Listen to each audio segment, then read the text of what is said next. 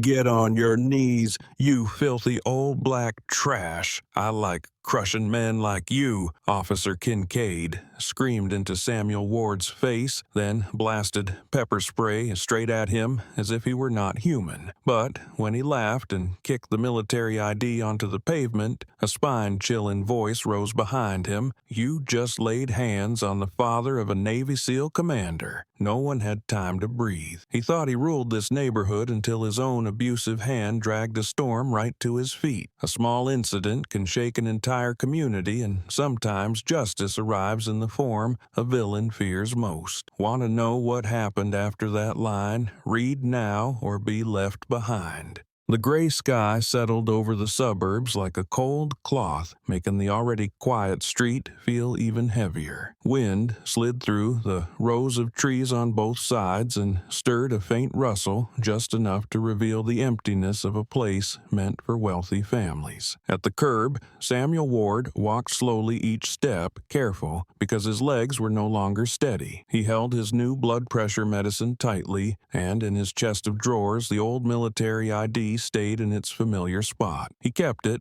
not to boast, but to remind himself that he had lived an honest life, even if that meant little now in a neighborhood where money was treated as the measure of a person. Samuel never thought walking here would draw attention. He only wanted to get home, make a cup of hot tea, and rest before dinner. But as he turned the corner, the screech of the sudden brakes tore through the quiet and startled him. A patrol car slid so close to his feet that he had to step back to stay balanced. The door swung open, and out came two white officers with unmistakably unfriendly attitudes. The one in front was Officer Darrell Kincaid, broad-shouldered, his heavy steps carrying a hint of his constant irritation. His face showed clear disdain, and his cold eyes scanned Samuel from head to toe as if assessing an odd object. Behind him stood Officer Bryce Keller Younger, but wearing the same look of dismissive habit. Samuel stopped at the curb, his hands trembling slightly. He tried to stay calm because any reaction they disliked could turn into trouble. Kincaid walked straight up to him, close enough that Samuel could feel his thick breath. He leaned down a bit, tilting his face at Samuel as if appraising something beneath him. His voice cut through the air with contempt. Old,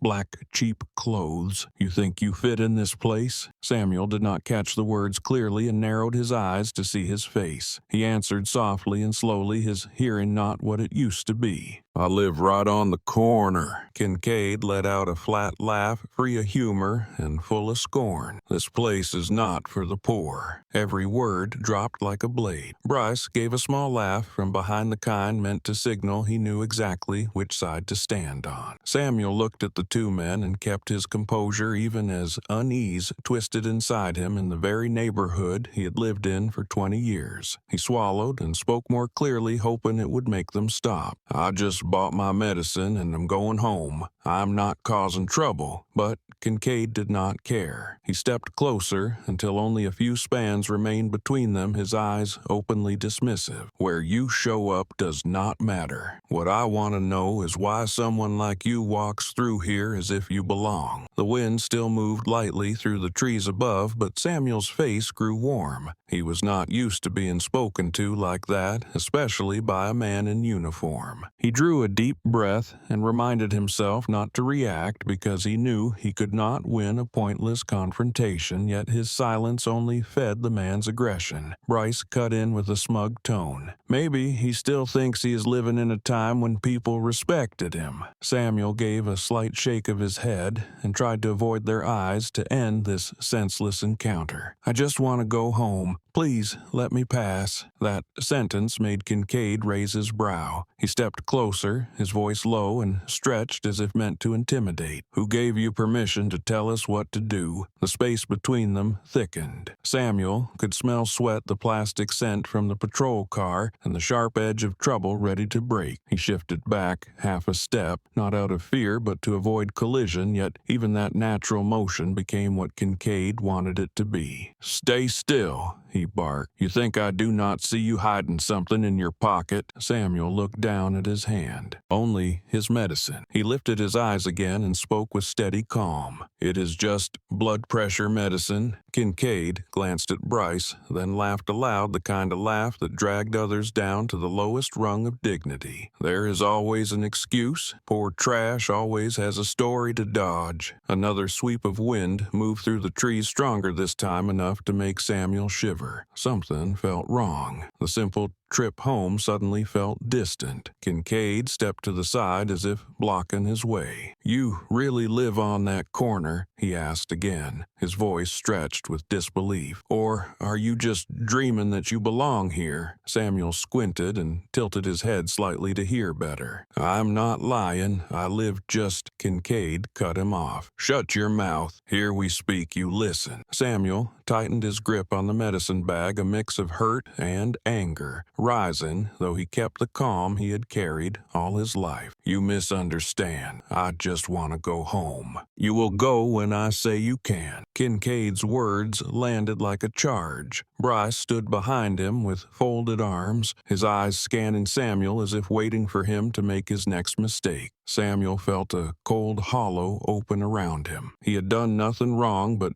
the truth meant nothing when facing two men who had already judged his worth by his skin and his plain clothes. On that quiet street, he stood between two worlds. On one side, the memories of a soldier who had served with dignity; on the other, the harsh reality that he was now just an old man trying to hold on to a sliver of pride before men who saw him as nothing more than a dark figure in a place they believed he did not belong. And that was the moment when the afternoon grew heavier, signaling a chain of events no one in this neighborhood could have foreseen. The gloomy afternoon still hung over the wealthy neighborhood, pressing down as the standoff between Samuel Ward and the two officers showed no sign of easing. Only a few steps from the pharmacy, several residents stood far enough to avoid being dragged into trouble, yet close enough to hear every word Kincaid threw out, as if the old man before him were a thorn he had long wanted to yank out. The sidewalk was wide, but Samuel felt as if someone were shrinking the space around him inch by inch. Kincaid did not wait a single second. He jerked his chin at the medicine bag Samuel held, his voice sliding with rude arrogance. "A black man with a medicine bag? Suspicious. Open it." Samuel bit his lower lip, not from fear, but from the helplessness of facing an accusation grounded in nothing. He opened the bag slowly, his fingers shaken from age, not guilt. Before the flap even fully opened, his hand shifted slightly, and the blister packs inside tapped against the lining with a faint clatter.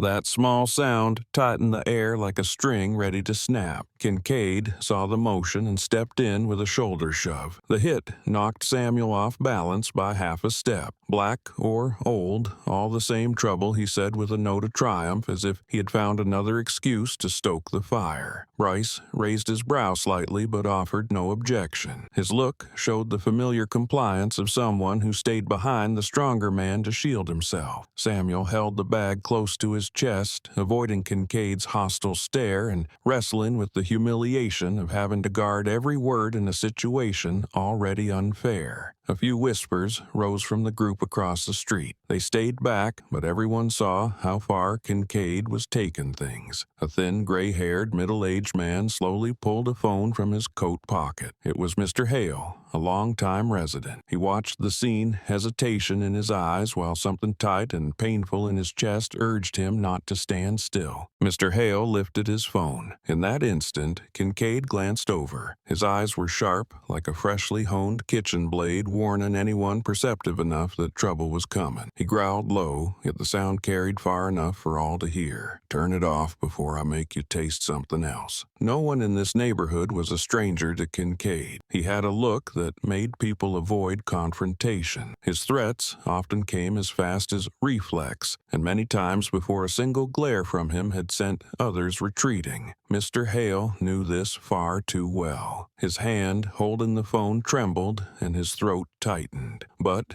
something else also appeared in Mr. Hale's eyes, a flare of anger at seeing an old man treated like an obstacle. That anger made him step back a few paces instead of putting the phone away. He shifted into a shadowed gap between two parked cars, using the barrier's shade to avoid attention. Samuel kept his eyes on his open medicine bag and spoke softly, his voice escaping like a tired breath. "I am opening it. You can check yourselves." Kincaid did not care. He yanked the bag from Samuel's hand and rummaged through it with rough motions that made the blister packs crackle. He snorted when he saw they were only blood pressure pills. "Let us see what else you are hiding, or what show you are putting on." The residents at a distance exchanged worried looks. None dared step closer, but their faces showed they knew Samuel had done nothing wrong. They also knew that speaking up now would drag them into the rage Kincaid was ready to unleash on anyone who got in his way. In the shadowed corner, Mr. Hale kept recording. He pressed himself against a lamppost, his heart racing. He knew he was doing something he had not had the courage to do for many years, but he also knew that without someone capturing this moment,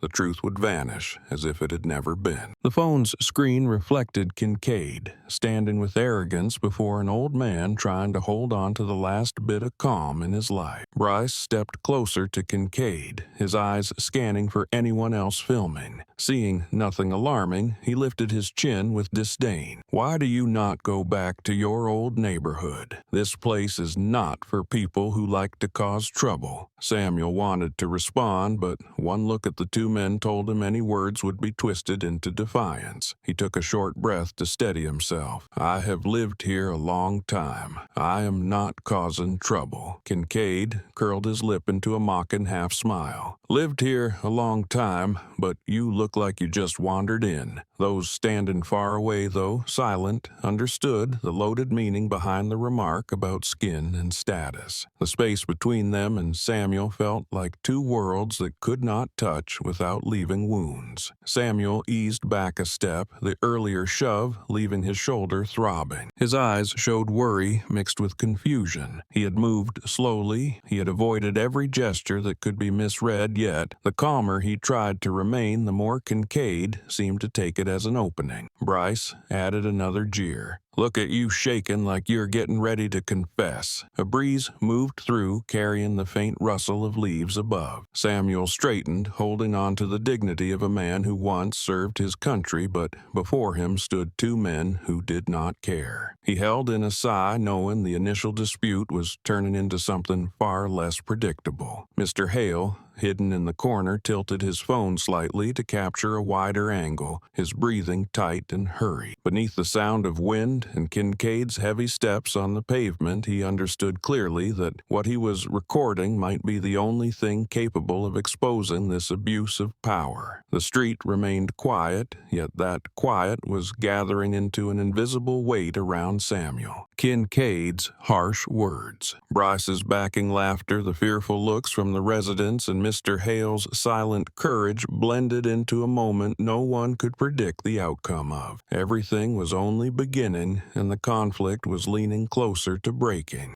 The residents, scattered along the sidewalk, kept a safe distance, as if stepping even half a pace closer might pull them into serious trouble. Officer Kincaid's reputation had lingered in this neighborhood long enough for everyone to know that once he targeted someone, the smartest choice was to step back and stay silent. No loud sound broke the air, only wind hitting the iron fences and a few tense whispers from the witnesses. Samuel stood in that empty space, his hands lowered, a hollow sense of isolation settling over him. Kincaid gave a sharp, commanding chin jerk toward the patrol car's hood. "Hands on the car weapon check." He spoke as if addressing a criminal already judged. Samuel blinked several times and lifted his head slightly to make sure he heard right. He did not want to argue, but he could not understand how things had escalated so far. His voice came out soft, barely enough for Kincaid to hear. "I only have medicine." Kincaid glared,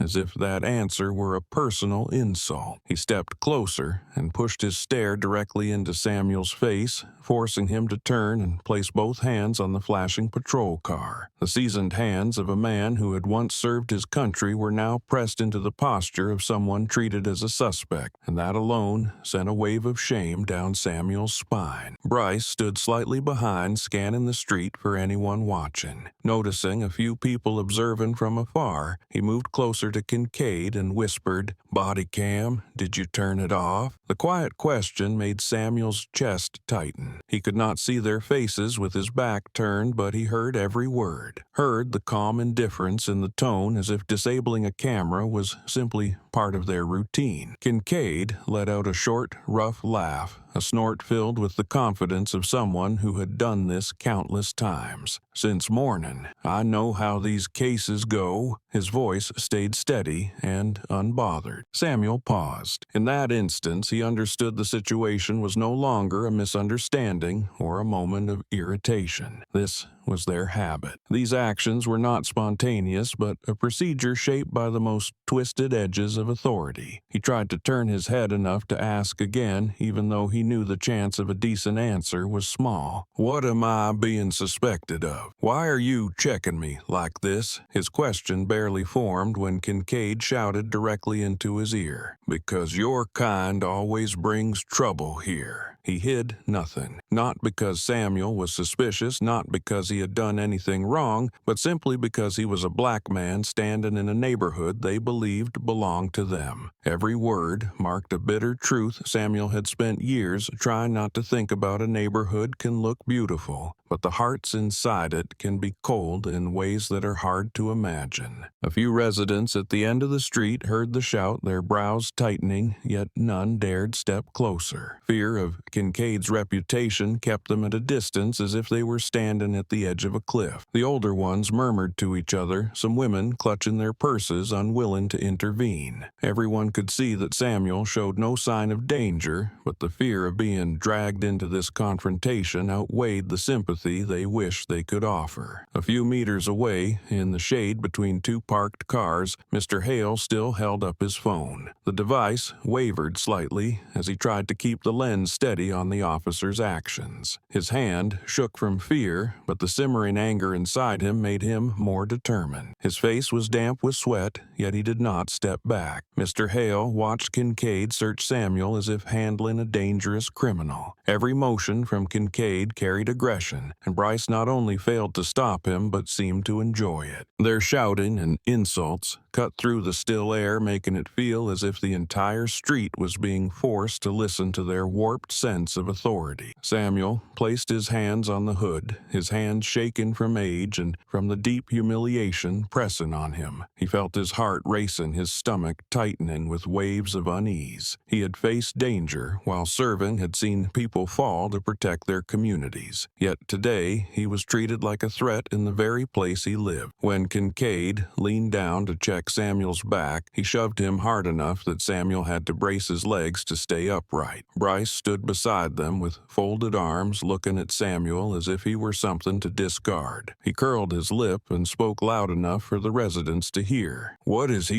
even doing here? People like him always start something." Samuel let out a strained breath, fighting to steady his rising emotions. He knew he was at a disadvantage, knew a strong reaction would only give them a reason to drag him away. He tried to keep his voice even. "I already said I only have medicine. I live here." But Kincaid cared nothing for truth. He clicked his tongue and leaned closer. His next words cut straight into Samuel's dignity. "I know your type, always acting harmless while your pockets are full of filth." Some residents covered their mouths in shock. They knew there was nothing filthy in the old man's trembling bag besides blood pressure pills and a few small items. But they also knew that stepping into Kincaid's business was like signing their own sentence. In the shadowed corner, Mr. Hale's breathing grew faster. He knew he was standing at a crucial moment. If he stopped, everything would vanish like so many incidents before. But if he continued, this recording might become evidence no excuse could erase. Kincaid kept Samuel in a vulnerable position, continuing to dig through his bag as if searching for any excuse to escalate his force. Samuel's breaths grew shorter, yet he fought to keep himself from collapsing. Kincaid's barking mixed with the wind scraping along the fence, turning the scene into something tight enough to feel suffocating.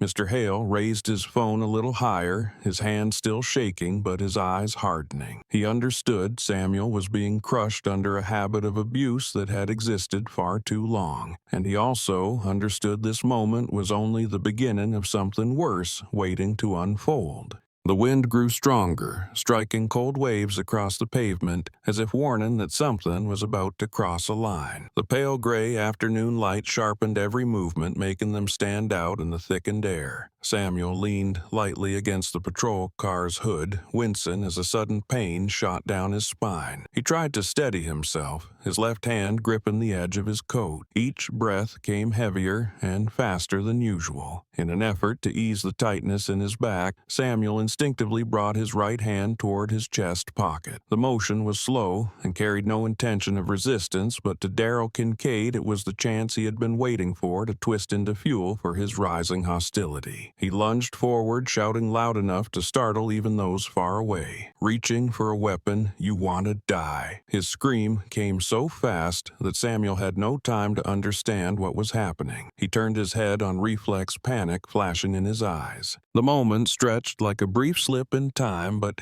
Kincaid gave him no chance to explain. He had already chosen the role he wanted to play, armed with the aggression of a man used to forcing fear onto others. Without waiting for any response from the trembling old man, Kincaid grabbed the pepper spray from his belt, the movement sharp and practiced. He raised it and pressed hard. A harsh hiss cut through the air, and a stream of white spray blasted directly into Samuel's face like a wave of pure malice aimed at someone who could not defend himself. Samuel took the full impact, the spray covering his eyes and nose. His head jerked back, his hands clawing at the air like a man losing balance. The burning spread fast like a fiery hand gripping his face. He screamed in agony, his cry tearing down the quiet sidewalk. "I cannot see my eyes." He tried to open them, but his eyelids felt scorched, tears pouring uncontrollably. He staggered, his legs weakening, and nearly collapsed onto the pavement. The entire world dissolved into a cold, stinging blur, shapes lost in a white haze. Bryce Keller stood a few steps away with his arms folded, watching like someone enjoying a show. He let out a short, sharp laugh. Good acting. The words dropped into the ears of those nearby and made the air heavier. Everyone could see that Samuel was not acting. He had been sprayed far too close with a force no one could endure without screaming. Yet,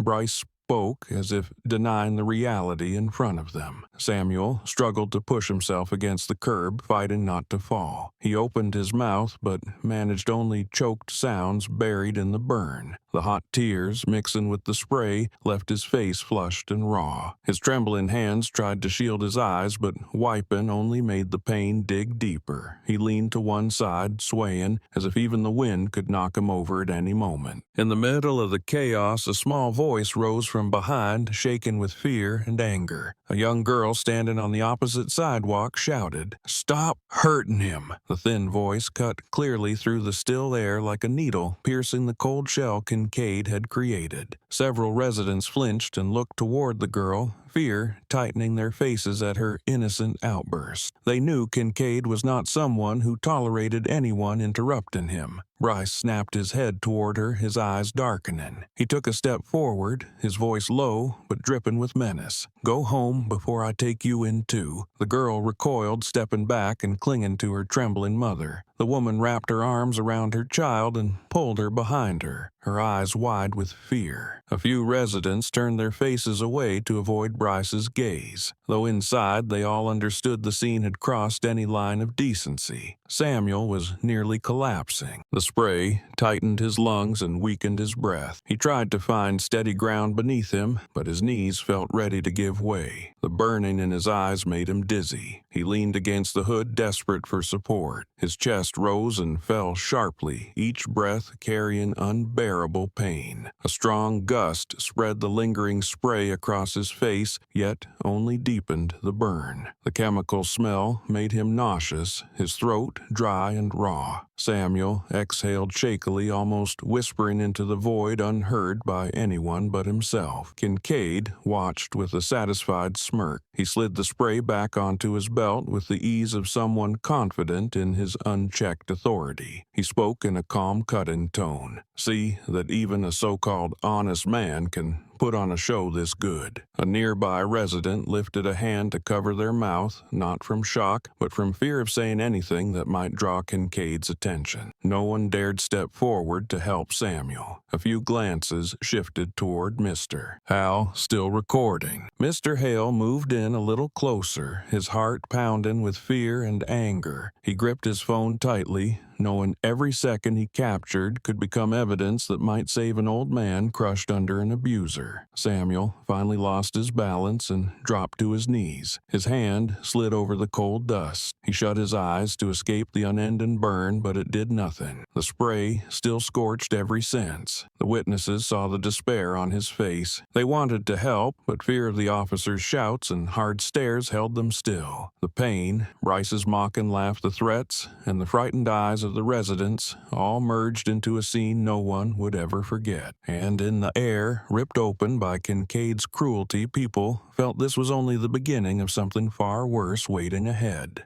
The wind hit in cold waves, spreading the lingering spray across Samuel's face and making it even harder for him to breathe. He tried to open his eyes, but his swollen, burning lids forced out tears that ran down his chin, turning everything before him into a smeared gray blur. He reached for the curb to push himself up, but his legs trembled uncontrollably, his knees buckling and rising again in desperate futility. Kincaid stepped forward, his shadow blocking what little light remained on the street. Without warning, he grabbed Samuel's collar and yanked hard. The elderly man's body lurched, dragged across the pavement like an object with no will of its own. His knees struck the cement with a sharp crack, and pain shot down his spine, forcing him to clench his teeth. A broken, raspy breath escaped him. "Please, stop." His wavering voice made the air even tighter. The nearby residents held their breath. Some squeezed their own wrists, others looked away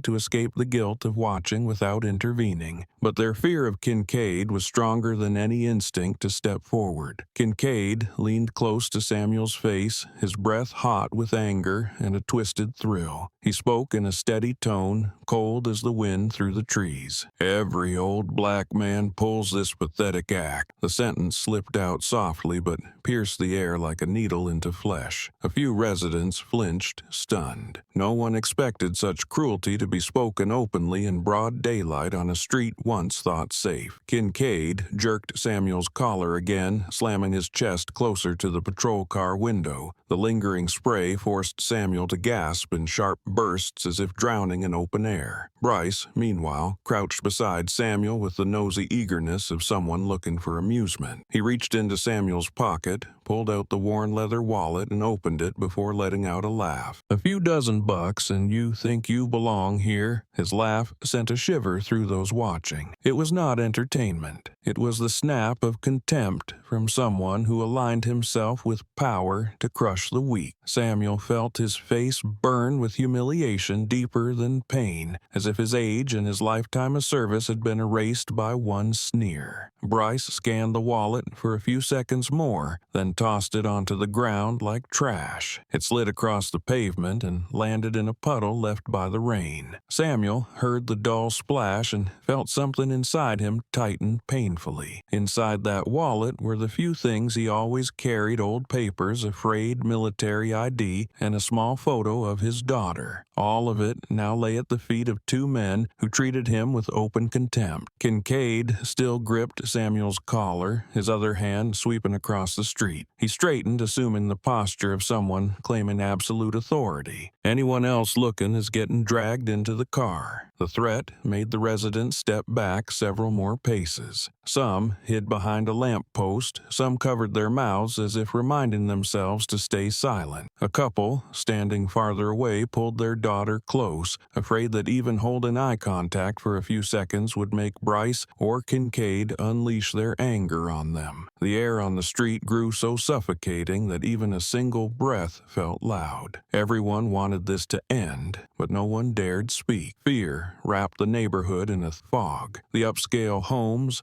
The clean sidewalks and the neat white walls that once symbolized quiet living now framed a scene of helplessness and dread. Samuel was yanked upward, the collar tightening around his throat, cutting his breath short. He raised his hands to pry Kincaid's grip off, but he was too weak, his wrist shaken from the strain. The lingering spray on his face kept his tears flowing, mixing with dust on his skin. A faint sound escaped his throat, caught between a groan and a gasp. Bryce bent down, picked up Samuel's wallet from the puddle, and opened it again. He let out a dry, mocking laugh when he saw the old military ID. "You even got this. You think this worn-out card makes you somebody." His smile turned into pure ridicule. He held the card up for Kincaid like a trophy. Samuel reached out, his voice raw with pain and humiliation. "Please, that is mine." But Kincaid jerked his collar back so hard that Samuel lost his balance, fell against the car, then rolled onto the sidewalk. Pain shot up his spine like a breaking rod. Kincaid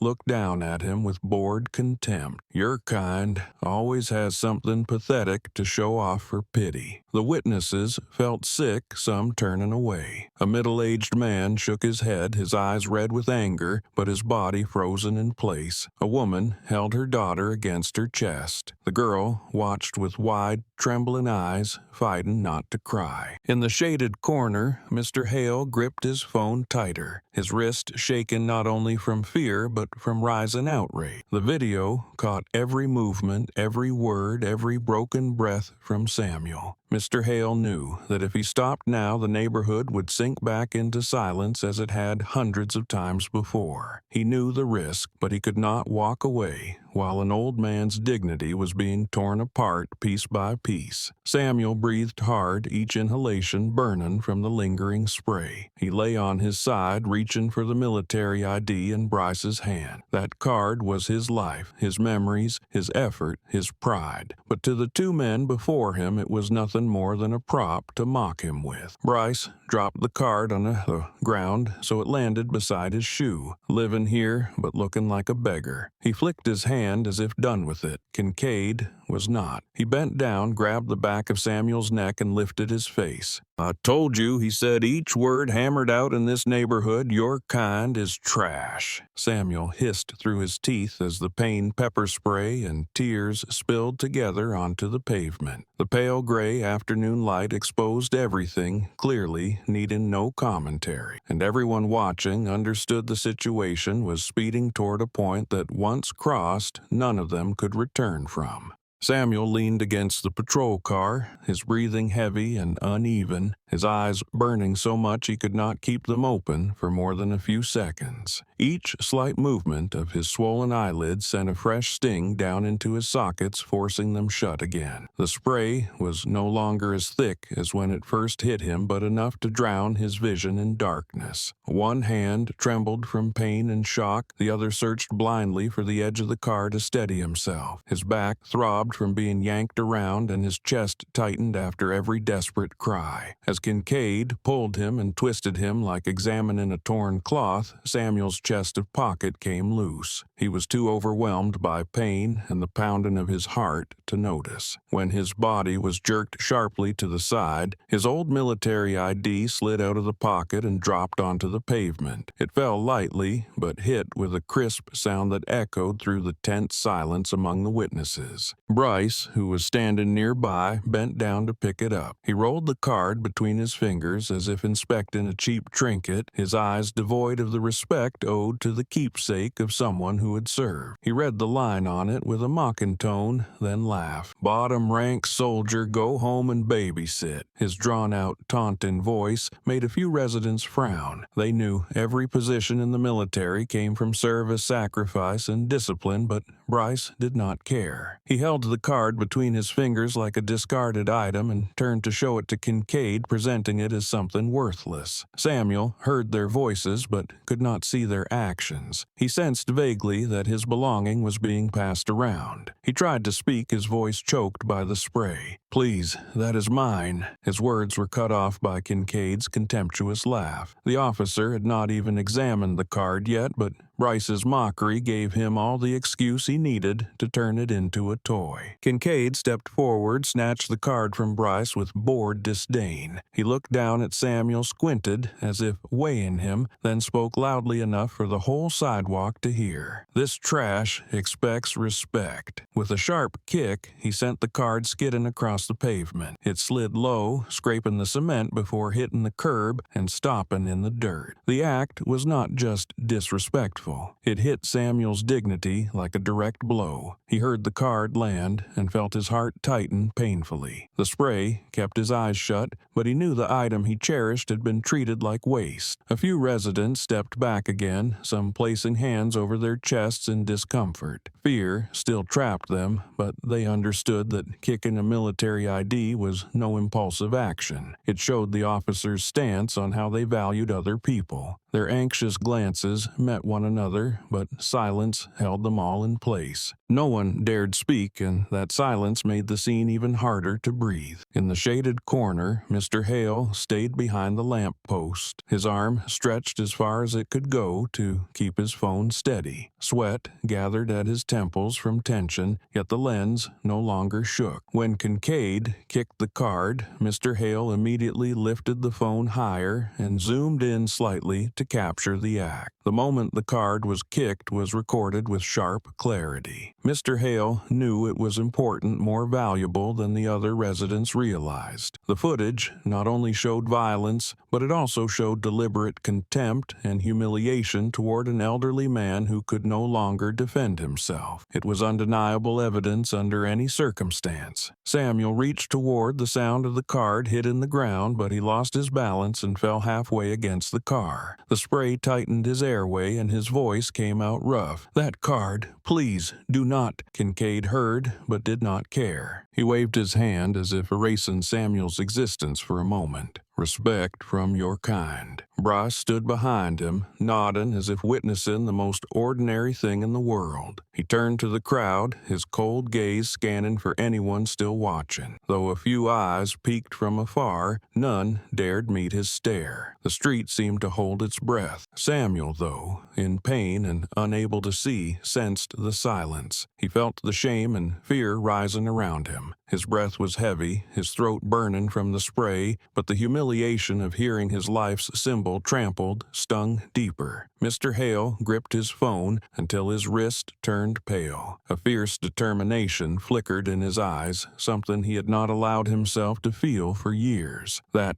kicked card was not just an abuse of power, it was contempt for the sacrifice of someone who served the nation. If it was not recorded, it would be dismissed within hours like the many incidents this street had seen before. Kincaid and Bryce stood there with the ease of men convinced their actions were justified and backed by the authority on their shoulders. Kincaid turned looking at trembling Samuel as if preparing to push things even further. Bryce leaned down, his voice cold. "Try standing. We are just getting started." Samuel could not open his eyes, but he felt the threat slide across his skin. His hand searched the ground, his palm brushing the dirt where the card lay. He wanted to pick it up, but the spray and the rough handling had left his body unresponsive. The wind strengthened. A loud rustle swept through the trees, and in that moment the small military card, buried in the dust, became the key to the entire story because it had just been kicked in front of the only camera brave enough to record the truth. Mr. Hale lowered the phone slightly to his chest, gripping it firmly. In his eyes was something that even he had not expected: resolve. And in that same moment, a story that seemed hopeless began to shift, opened by Kincaid's cruelty and by the small trembling phone holding a video that could finally end years of unchecked abuse.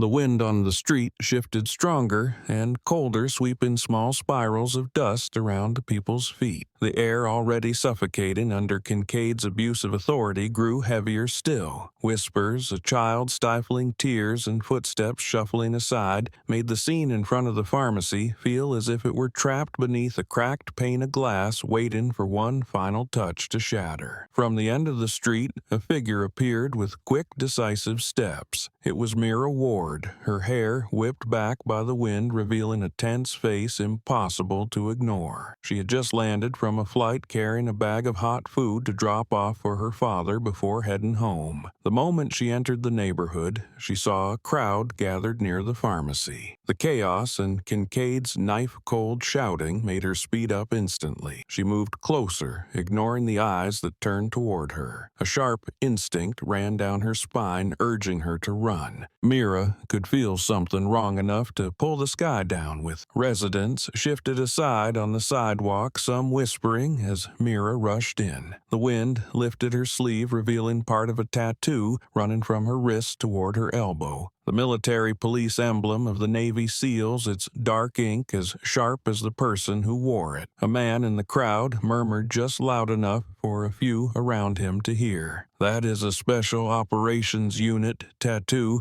rare to see." The whisper spread quickly like a spark catching dry grass. Others glanced at one another, saying nothing louder, but their faces showed worry mixed with a rising sense of hope. They did not know who she was, but the sight of that tattoo made more than a few think the injustice unfolding might finally be stopped. As Mira drew closer, her eyes widened at the scene before her. Her father, Samuel Ward, slumped against the patrol car, his face burning with pepper spray, his hands shaken with pain, his features swollen and stripped of strength. Beside him lay his military ID kicked to the curb. She saw his wallet in the dust, saw his hand reaching for it, but was too exhausted to make contact. Mira's expression changed in an instant. Shock shifted into disbelief, then slowly hardened into a coldness that sent a chill down the spines of those nearby. It was not the look of an ordinary woman, but of a soldier who had walked through the places where mistakes were not allowed. She moved with firm, forceful steps. When only a few paces remained, Mira lunged forward and planted herself protectively in front of her father, spreading both arms to block the two officers. She did not shout, but her voice carried the force of someone who would allow no one to move an inch closer. "Touch him again and see what happens." Mira's voice cut through the wind, low and firm. The residents farther back shivered when they heard it. The tension in her words made the entire scene pause for a beat. Kincaid turned irritation flashing in his eyes. He did not notice the tattoo on her sleeve, did not bother to look closely. To him, anyone who stepped in was just another obstacle to crush. He moved forward a step, throwing a commanding glare at her. "Get off the scene." His voice was sharp as steel, trying to use authority to push her back. Bryce stood beside him, eyeing Mira with suspicion, but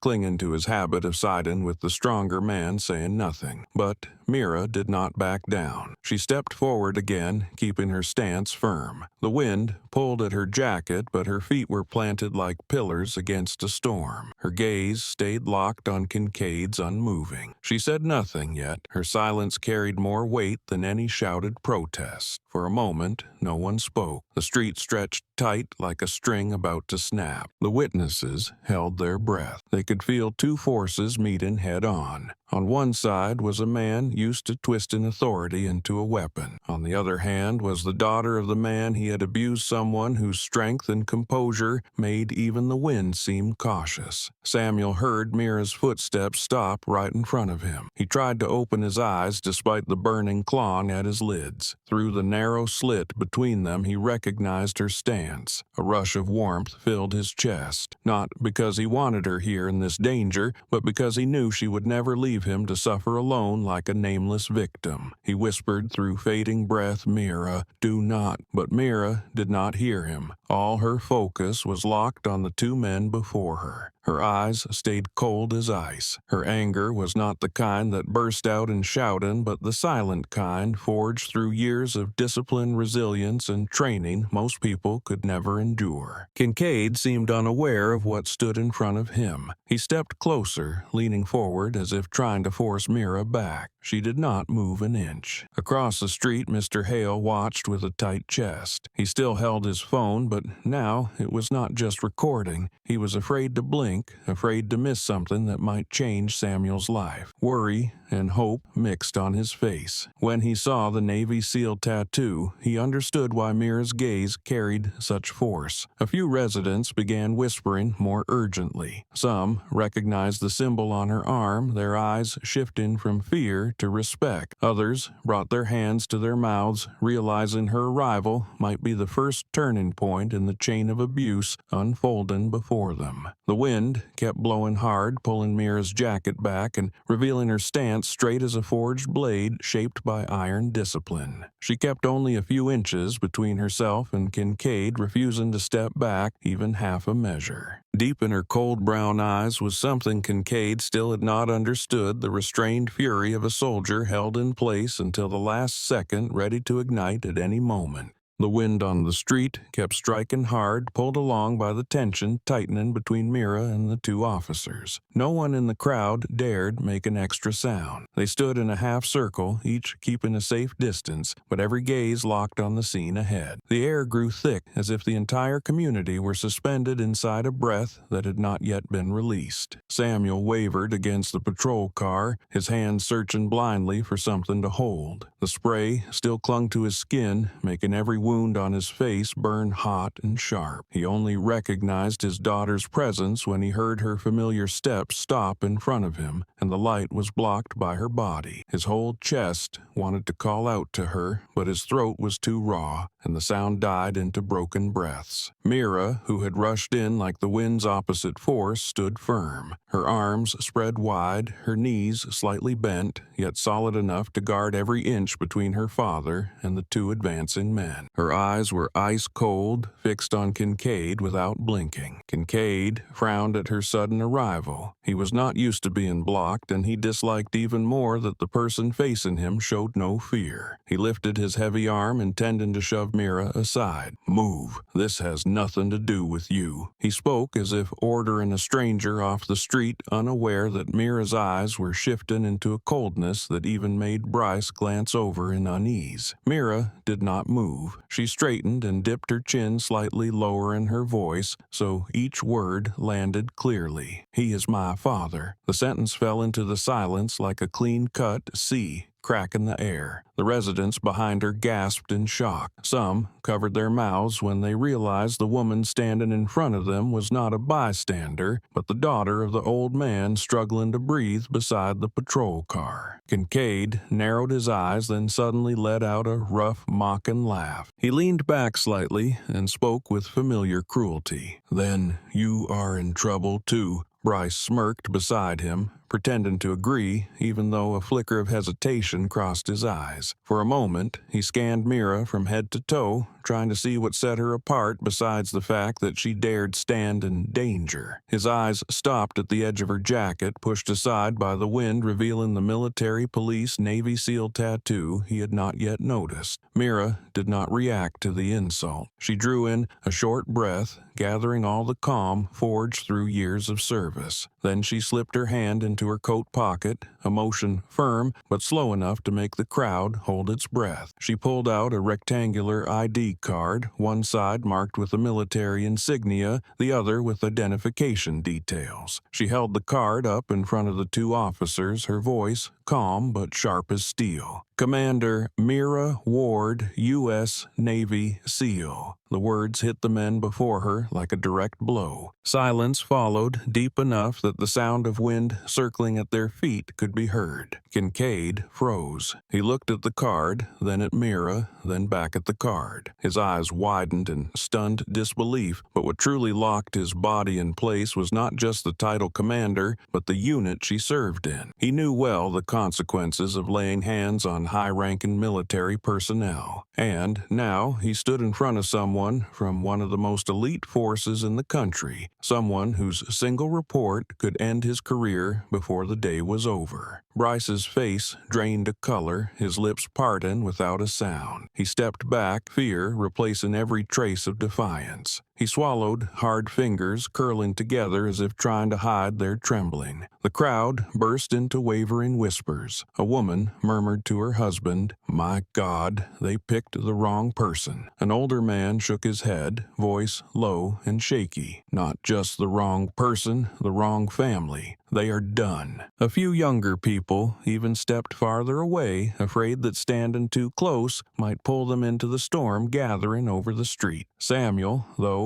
unable to see clearly, heard his daughter's words. He forced his eyes open a little more, despite the burn urging him to curl inward. Mira. His voice faded into the sting of the spray. He did not want her in danger, even if he knew she was strong enough to protect herself. But his voice could not reach her because Mira had shifted into a different state of mind. She did not shout, did not tense her body, yet her composure alone frightened those nearest to her. She spoke again, low but steady, every word cutting clean. "He is a veteran. He is my father. He did not deserve this." Her words were not aimed at Kincaid or Bryce, but at the entire community watching. The residents lowered their eyes, hearing in her voice the pain of someone disrespected and the fury of someone whose father had been dragged like a criminal. Kincaid glanced at the card again, desperate to find anything to grasp onto. But the muscles in his face stiffened. He looked to Bryce for backup, but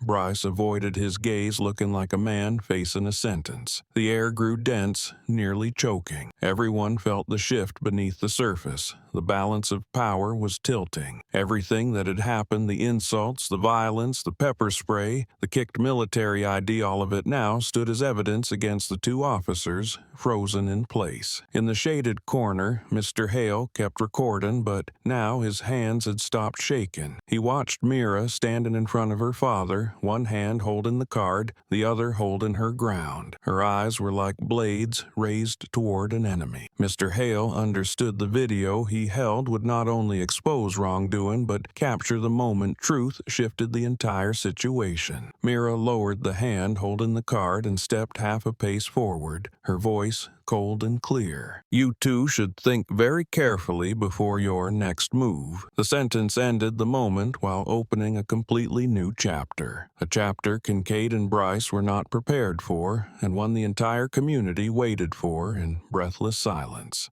The wind still swept hard along the street, but the suffocating pressure eased the moment Mira stepped in front of her father. The residents around them, who had been holding their breath in fear, began to feel a different air settle over the scene. It was not full relief, but a fragile sense of reassurance at seeing someone strong enough to confront the abuse they had watched far too many times. Mira knelt beside Samuel, her hand trembling slightly, not from fear, but from the pain tightening in her chest. The spray still clung to Samuel's face, keeping his eyes shut. His skin was flushed red, every crease drenched in tears mixed with chemicals. Mira touched his cheek lightly, afraid to hurt him more. "Can you hear me?" she asked, her voice tight but controlled. Samuel strained for breath, a weak sound escaping. "Mira, my eyes." Mira held his shoulder to steady him, preventing him from collapsing again. She examined his eyelids and saw the severe chemical burn. Her voice dropped,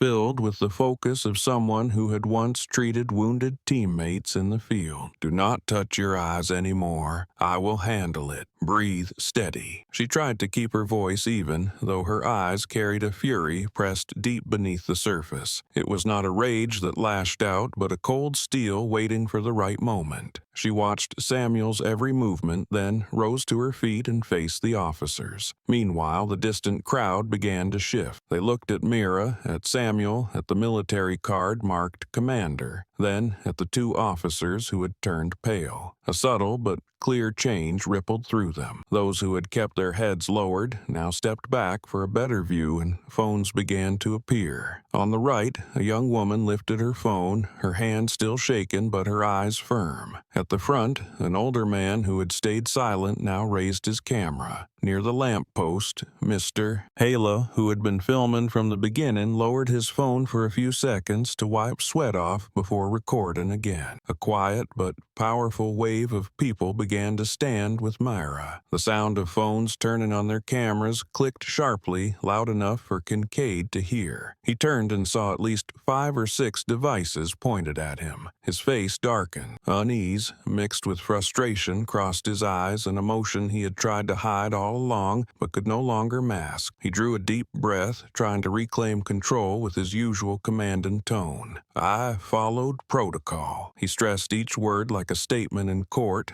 but the confidence was gone. Bryce swallowed hard behind him, trying not to reveal his fear, though the arrogance in his eyes had vanished. Mira turned fully toward them. Her gaze was no longer vague anger, but the calculated stare of someone who understood every shadow of military law, civilian rights, and rules of engagement. She stepped once toward Kincaid, close enough for him to feel the pressure, yet far enough to keep her father safe behind her. She spoke, her voice calm, but so sharp it felt like a cut. "There is no protocol that allows you to turn off your body cam for 10 minutes. The sentence sliced the air open. Several residents exhaled as if they had finally heard what they were waiting for. Kincaid opened his mouth to argue, but the words died when whispers rose around him. He turned it off the moment he stepped out of the car. "I saw it right when he shoved the old man against the vehicle. They got everything recorded." Bryce backed up a full step, his eyes darting toward the crowd. The phones pointed at him made him feel like he was trapped under 100 watching eyes. He stammered, trying to sound controlled. "We were handling a situation. He acted suspicious." But his excuse was cut off by a middle-aged man's voice from the crowd. Suspicious enough to spray an old man in the face,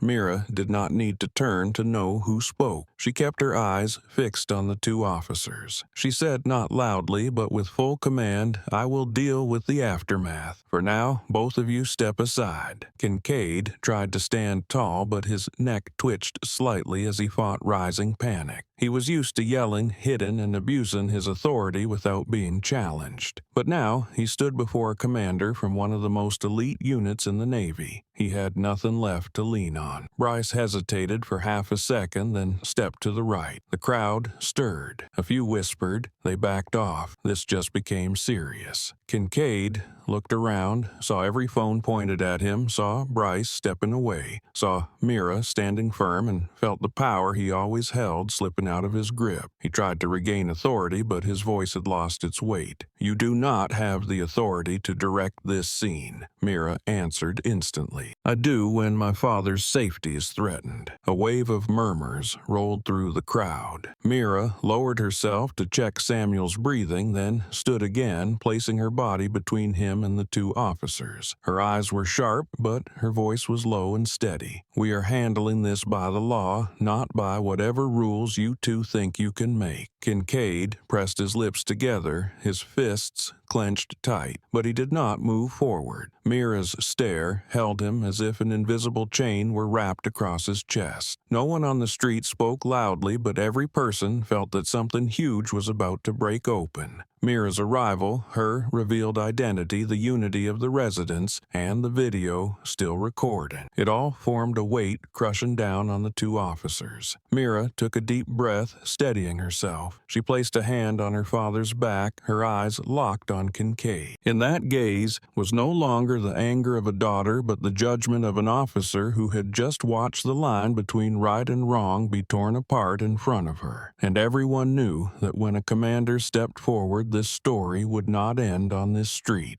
The tense minutes in the middle of the street felt endless, but then another shift began spreading in a way no one expected. While Myra still stood shielding Samuel, Mr. Howell lowered his phone and pressed the upload. His face paled, knowing that what he was doing would change the lives of the two officers forever. The video he had recorded, not even 2 minutes long, appeared on social media with the short, sharp caption, "Old man pepper sprayed in this neighborhood. People need to speak up." Within minutes, his phone buzzed nonstop. Views and comments climbed fast. The residents around him exchanged looks, some whispering, some checking their own phones. The video spread like a spark tossed into dry grass waiting to burn. At the far end of the street, a group of young men rushed in with stunned expressions. They played the clip aloud so everyone could hear Kincaid shout, drawing a weapon, and Samuel's cries as he was sprayed in the face. Older residents nearby frowned, and women who had stepped back earlier now lifted their phones to get their own angle. Beside the pharmacy was a convenience store with outdoor cameras. The owner, Mr. Ramirez, saw the crowd gathering and opened the surveillance app, rewinding a few minutes. When he saw Kincaid draw the pepper spray and blast it into Samuel's face, while the old man offered no resistance, he froze, then nodded, as if making a final decision. He transferred the footage to his computer, clipped the key moment, and posted it to the neighborhood page. Just one line, store angle. Judge for yourselves. The second video spread even faster. It was clearer, closer, showing Kincaid spraying without warning and without any sign of danger. The crowd grew thicker. From a handful to dozens, people moved in from both ends of the block, talking, pointing, furious. Samuel sat leaning against the car, his breathing steadier, thanks to Mira's support, though his face remained swollen and burning. Mira looked around and saw the scene changing. More residents were showing up, and they no longer feared Kincaid. After years of forced silence, they finally had something to stand behind, an undeniable truth appearing online right before their eyes. The woman who earlier covered her mouth in fear now raised her hand and shouted, "Nuff, he did nothing wrong." A young man stepped forward, voice firm. "I saw the video. Nobody gets to treat an old man like that." The crowd began circling the patrol car, not violently, but with united presence. They pressed in with their stares and their voices. Every person held a phone ready, prepared to record Kincaid and Bryce's every move, as if they no longer believed a single word the officers might try to offer. Phones lifted higher, footsteps closed in, and the power that once belonged entirely to two men began slipping into the hands of an entire neighborhood. Kincaid looked around, the confidence he always carried peeling away layer by layer. He saw too many phones pointed at him. The whispers grew louder, sharper, and when he felt cornered, he snapped, glaring and shouting in a desperate attempt to reclaim the power he relied on. "You people want to go against the police." He stressed the word police like an iron shield he had always used to silence a crowd. But this time his words fell into a different world. No one stepped back. No one lowered their head. And for the first time he realized something he had never faced before. The community was no longer afraid of him. Bryce stepped fully back, his spine nearly touching the patrol car. His face was pale, his breath uneven. Everything unfolding around him was out of his control, and Mira's presence only made his panic worse. Mira stood tall, her eyes locked on Kincaid. The wind struck again, blowing her hair back and revealing the full military police tattoo on her arm. She stepped forward close enough that her words could not be ignored. Her voice was clear, firm, and cold enough to make someone in the back of the crowd shiver. "No," Mira said, "we are going against you." The short answer landed with unforgettable force. It was no longer the voice of a daughter protecting her father, but that of an officer who knew exactly where the line of the law stood and what needed to be exposed. A wave of soft cheers rose from the crowd. Young people clapped, older residents nodded hard as if someone had finally said what they had swallowed for too many years. Kincaid flushed with anger, but his voice had lost its strength. "You are obstructing law enforcement," Myra answered instantly, giving him no room to breathe. "Law enforcement does not include pepper spraying an old man, turning off your body cam, and rifling through a wallet like a thief." Many in the crowd responded with a loud, "That is right." A ripple of agreement spreading outward. They stepped closer, leaving Kincaid and Bryce with nowhere to retreat. A tall man held his phone only inches from Kincaid's face. "Everyone is recording. What are you planning to do now?" The question sliced away the last bit of authority Kincaid tried to cling to. He looked around and saw the street he once controlled becoming a place where his power no longer worked. Meanwhile, Mira wiped the pepper spray from her father's face with a wet cloth handed to her by a woman in the crowd. When she looked up again, her eyes burned not with a wild flame, but with a steady one that could melt through every excuse in front of her. The community stood surrounding them, not rioting, not shouting without purpose, but united in silent outrage. Everyone understood this moment had grown far beyond a minor confrontation. It had become a test of whether right and wrong still mattered. And in that instant, the neighborhood realized they were not rising against the police, but against a man who had abused his authority for far too long. The shift had begun, and the two officers could not regain control.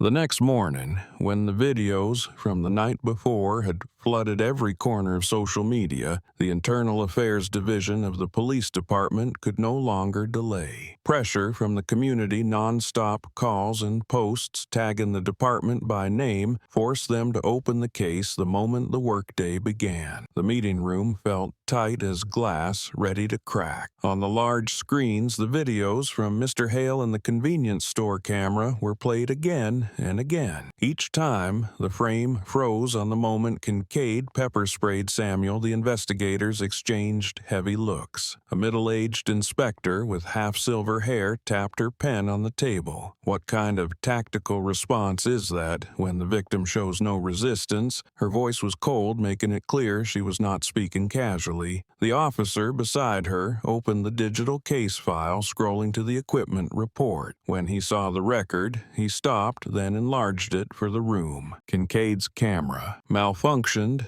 17 times in 2 years. A few quiet whistles slipped out across the room. They had seen suspicious cases before, but that many signal losses was far beyond normal. A younger inspector frowned. "This frequency is not a glitch. It is a habit." The chief inspector crossed her arms, her gaze cutting through every flaw in the system. 17 body cam failures, and no one asked why, she said. But last night, he picked the wrong person. Meanwhile, Mira and Samuel sat in the public intake room to give their statements. Samuel had just received eye cleansing treatment. Though his eyes were still red and burning, he could see better. Mira sat beside him, a hand on his shoulder to steady him. His mind was not fully recovered, but his voice remained strong enough to speak clearly. An investigator entered, notebook in hand, and bowed slightly to greet them. "We have reviewed the videos, but we still need direct confirmation. Can you start from the moment the officer approached you?" Samuel spoke slowly, voice rough but clear enough for the investigator to write down every detail. Mira did not interrupt, only adding points her father forgot. When he reached the part where he was pepper-sprayed, the investigator's pen tightened, followed by a quiet sigh. Mira opened her phone and handed over all the footage she had backed up from the night before. "This is everything I collected. It includes Mr. Hale's recording and the store footage. You will see exactly when the body cam was turned off and when they crossed the line." The investigator accepted the device and nodded, his expression serious. "We will analyze it second by second," Samuel spoke up, voice soft but firm. "I do not want this to cause more trouble. I just want the law to be followed." The investigator placed a hand on the table, his tone lowering. "You did not cause trouble. The one who treated you that way did." In the data analysis room, the camera logs revealed a 10-minute gap on Kincaid's body cam. The shutdown time matched perfectly with the moment he stepped out of the car, and the restart aligned only after the pepper spray was used. That detail left Internal Affairs with no way out. The chief inspector ordered immediate action. Suspend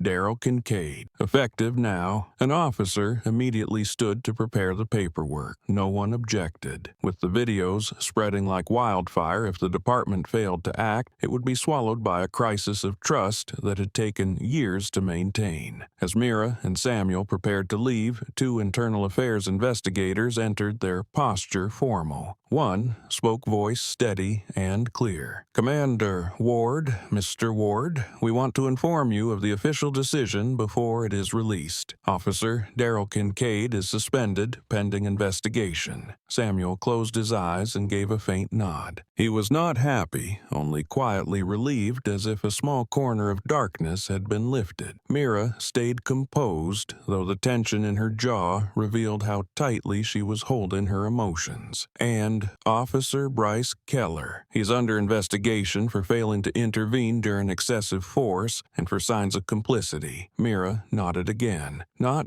everything she wanted, but enough to begin. The investigators bowed and stepped back, leaving Mira and Samuel to walk into the bright hallway. As they passed the long row of desks, several officers in the building looked at them with expressions far different from usual. Some gave Samuel a solemn nod as if trying to make amends. Others looked at Mira with a mix of caution and respect. The news that Commander Ward was tied to a police brutality incident had spread through the department even faster than it had online. Exiting through the front doors, they saw a small group of residents waiting outside. When they recognized Samuel, they stepped forward to check on him, offering water bottles, giving quiet words of encouragement. Mira bowed her head to thank each of them. She did not show much emotion, but her eyes had softened, carrying genuine appreciation for those who had stood with her father. At the car park, Mira opened the passenger door for Samuel. He sat down, exhaling as if laying down a weight he had carried too long. Before getting behind the wheel, Mira leaned lightly against the car door, staring at the street brightening under the midday sun. People were still gathered at the block's end, talking about the videos, about Kincaid's suspension, about an old man pepper sprayed for nothing but the color of his skin. That atmosphere told Mira the fight did not end with removing one officer from his shift. It was deeper and wider than that. She got into the driver's seat, started the engine, then looked over at her father. Samuel gave a faint smile, weak but meaningful. He was proud of her. Mira placed her hands on the wheel, eyes fixed on the road ahead. She said nothing, but she knew clearly what came next. From the moment that body cam stayed off for 10 minutes, everything had shifted into a path that would not turn back, and she would follow it all the way to where the truth needed to be exposed.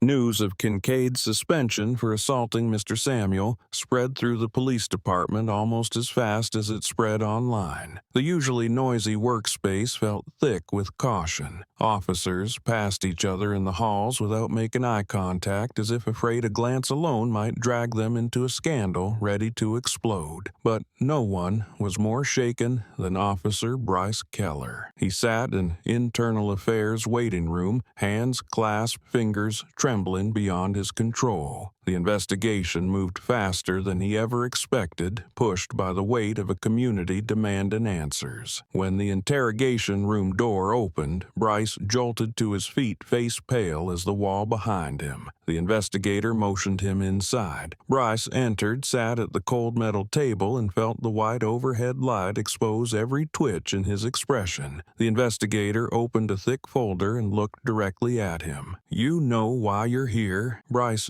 tried to swallow, but his throat felt packed with sand. I didn't think it would blow up like this." The investigator cut in, voice calm but heavy. "Scale doesn't excuse conduct. What we need today is honesty." Bryce lowered his head, shoulders folding inward as if under an invisible weight. His eyes flickered, searching for an escape, then finally surrendered. "Kincaid, he does this all the time, especially to black folks in this neighborhood. His voice show okay, but was clear enough. He continued, no longer needing to be prompted. Every time that body cam goes off, it's because he's about to do something. You know exactly what I mean. The investigator flipped to the page listing every signal loss incident, 17 times in 2 years. Old patrol notes showed each instance occurred when Kincaid worked alone or with less experienced partners. Bryce inhaled sharply, and once the knot loosened, the words came faster. I knew he was wrong. I've known for years, but he's the type who makes sure you pay if you ever get in his way. Everyone in the unit avoids him. The investigator said nothing, only wrote, though the disappointment on his face was hard to hide. Bryce's confession cracked open a door far larger than Samuel's case, a pattern of abuse sustained by years of silence from people like Bryce. "Why didn't you report him before?" the investigator asked. Bryce let out a strained laugh, the sound of someone choosing between what's right and what's safe. "Because anyone who reported got sent out to nowhere or lived every day waiting for him to come after them. I thought it would just pass." His hands tightened, but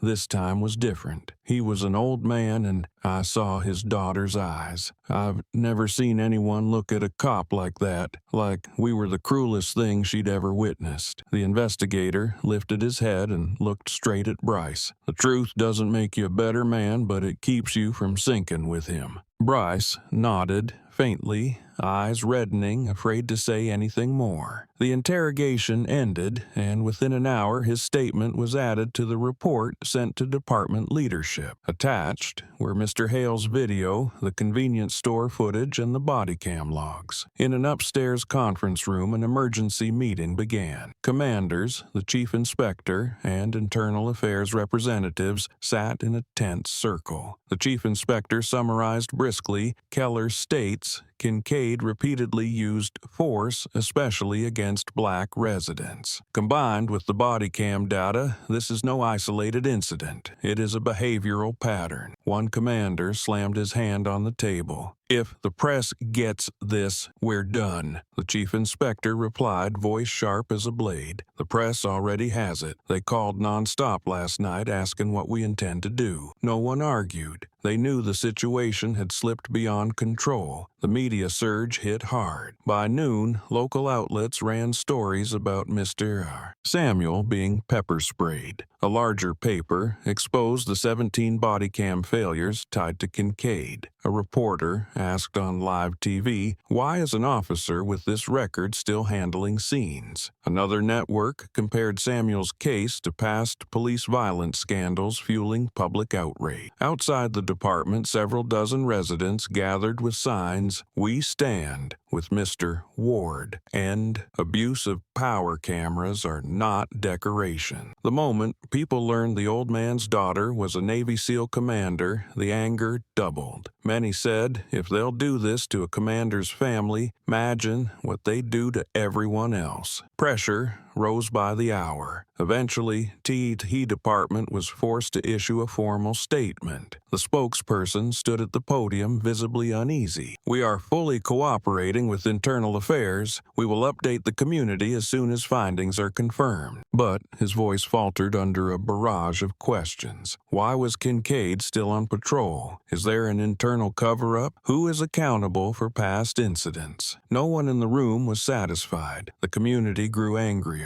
Social media is filled with demands for prosecution, expanded review, and full disclosure of Kincaid's record. Meanwhile, Mara watched everything unfold exactly as she expected. She felt no triumph, no rush of victory. She knew a suspension wouldn't fix the root, but she understood one thing clearly today: the first door had opened. What had lived in the dark was finally surfacing, and once those buried files rose into the light, no one could control the wave they would unleash. The white light in the hospital room was softer than the hallway lamps outside, yet still bright enough to sting when Samuel's eyelids first twitched. The scent of antiseptic lingered in the air, mixing with the distant footsteps of nurses, creating an atmosphere that felt unfamiliar but safe. After hours of rinsing and monitoring, his body finally allowed him to open his eyes without the burn snapping back. He blinked several times, each slow slow and cautious as if relearning how to meet the light. The first thing he saw was the cream-colored ceiling, then Mira's silhouette beside him, her posture slightly leaning toward his bed. Her face was tense, yet her eyes held a relief he hadn't seen on her in years. She laid a hand on his arm, not gripping just steady enough for him to feel her warmth clearly. "You're awake, Dad," Mara said softly. Her voice didn't tremble. It carried the familiar steadiness of military discipline, even though her heartbeat was racing. Samuel shifted his gaze to her. "Mira, you're here." His voice was rough but no longer burning like the night before. Mira nodded, her shoulders still held in their usual firm line. "I didn't leave you for a single moment." A nurse stepped in to check his heart rate and blood pressure. After reviewing the chart, she smiled and lowered her voice. "Mr. Ward is recovering well. He can talk, but he should keep it light." Once the door closed again, Samuel exhaled and turned back to Mira. In the eyes that had just endured a chemical burn, something small but bright flickered something like resolve. He squeezed her hand, his voice weak but steady in every syllable. "Don't let them do this to anyone else." Mira tilted her head slightly, her eyes softening for a brief instant. Those words hit directly at the thing she had carried since the night before, the thing she hadn't spoken aloud to avoid worrying him. It wasn't a plea. It was a mission, the same kind he once taught her about honor and integrity. Only this time he said it with the voice of a man who'd just been struck at the deepest point of his dignity. "I promise," Mira replied. Her voice was low and sure-free of rage, though the cold in her eyes showed exactly where her focus had settled. She would not allow anyone to keep terrorizing vulnerable people in her father's neighborhood. What happened on that street was never just about Kincaid Bryce and her father. It was the hinge of a much larger door, one that would force the truth into the light. Samuel smiled faintly, his face easing as if shedding years of tension. He closed his eyes for a moment, not from exhaustion, but because he'd said what needed to be said. When he opened them again, he looked at Mira for a long beat. "I don't want you doing anything dangerous." Mira rested her hand over his other one, her voice dropping into a steady calm. "I know my limits, but I also know what's right." The low murmur outside the hallway grew clearer. Mira glanced toward the door unsurprised. She had expected this sooner or later. A nurse stepped in with a small smile. "Commander Ward, there are several people asking to see Mr. Ward. Should I let them in by groups or?" Mira rose, straightened her stance, and nodded. "Let them in. Just help me keep it orderly." When the door opened wide, a mix of familiar and unfamiliar faces appeared. The woman who had shouted for the officers to stop was there. Mr. Ramirez, the store owner, stood behind her. Mr. Hale, the man who had bravely filmed the incident, stepped in first, looking a bit unsure. Several couples from the neighborhood, young people who had recorded the confrontation, and even residents who had never spoken to Samuel before, all gathered at the doorway. No one made a noise and no one pushed forward. They entered the hospital room like people visiting a beloved elder of their community, each carrying quiet concern. When they saw Samuel, sitting up, eyes open and breathing more steadily, relief visibly washed over them. Mr. Hale approached, voice low and sincere. "Mr. Ward,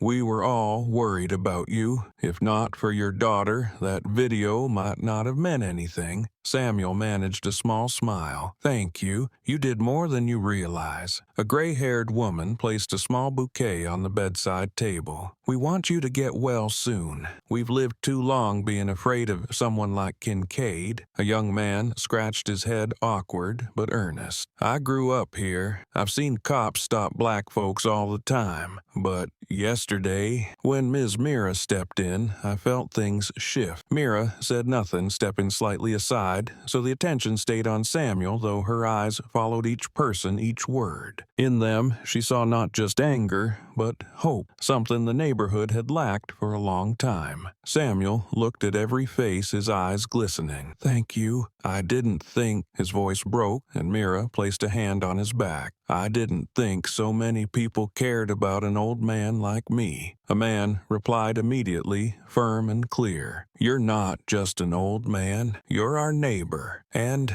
we stand with you." The room warmed in a way no heater could replicate. People kept their voices low, but each showed care through small questions, brief encouragement, or a quiet nod. A few asked to take a photo to share with the community group as proof that Samuel was recovering. When the crowd finally thinned, Mira adjusted the blanket for him. Samuel looked at her, his gaze soft. "You see, not everyone stays silent." Mira sat beside him, her eyes deep and steady. "And this is only the beginning, Dad." Outside the window, the late afternoon light fell in a thin stripe across the floor. In that calm, Samuel understood that some battles cannot be carried alone. But when a community rises, even an officer long accustomed to abusing his badge can no longer hide in the dark. Mira looked at her father, then toward the window, her mind already arranging the next steps. Internal affairs was now involved, the hidden record had surfaced, and the community had taken a stand. The road ahead was still long, but at least Samuel was awake, able to witness the change he had hoped for over so many years. And Mira knew that from this moment on she was not only her father's protector, but also the protector of those who stood in his place.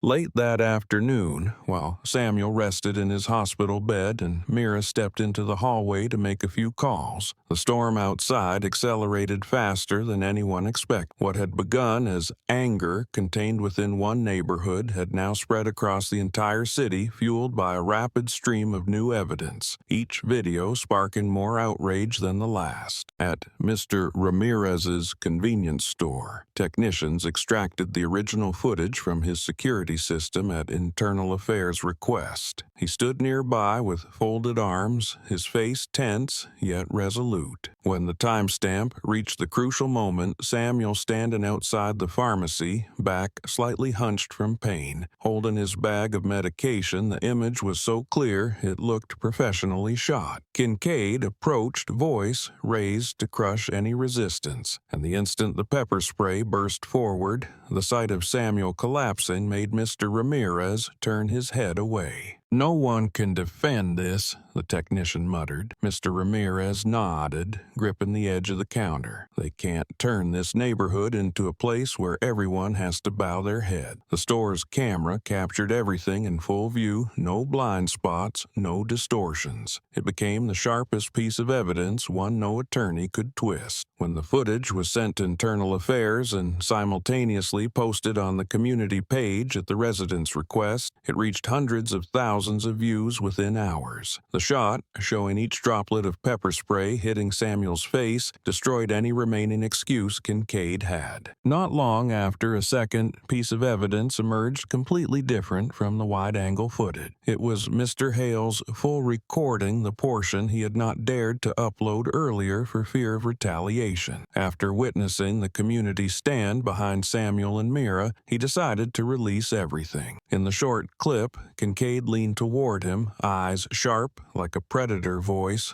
low but unmistakably clear. "Turn it off, or you want me cutting you off tonight." The look he gave was cold and razor-edged, the kind that promised trouble if Hale didn't shrink back. The clip didn't need loud violence. The quiet threat alone made viewers shudder. They understood how many people had stayed silent for years because of that exact fear. Mr. Hale bit his lip as he uploaded the second half, his hand trembling slightly but his stare steady. Within minutes, the video spread like wildfire.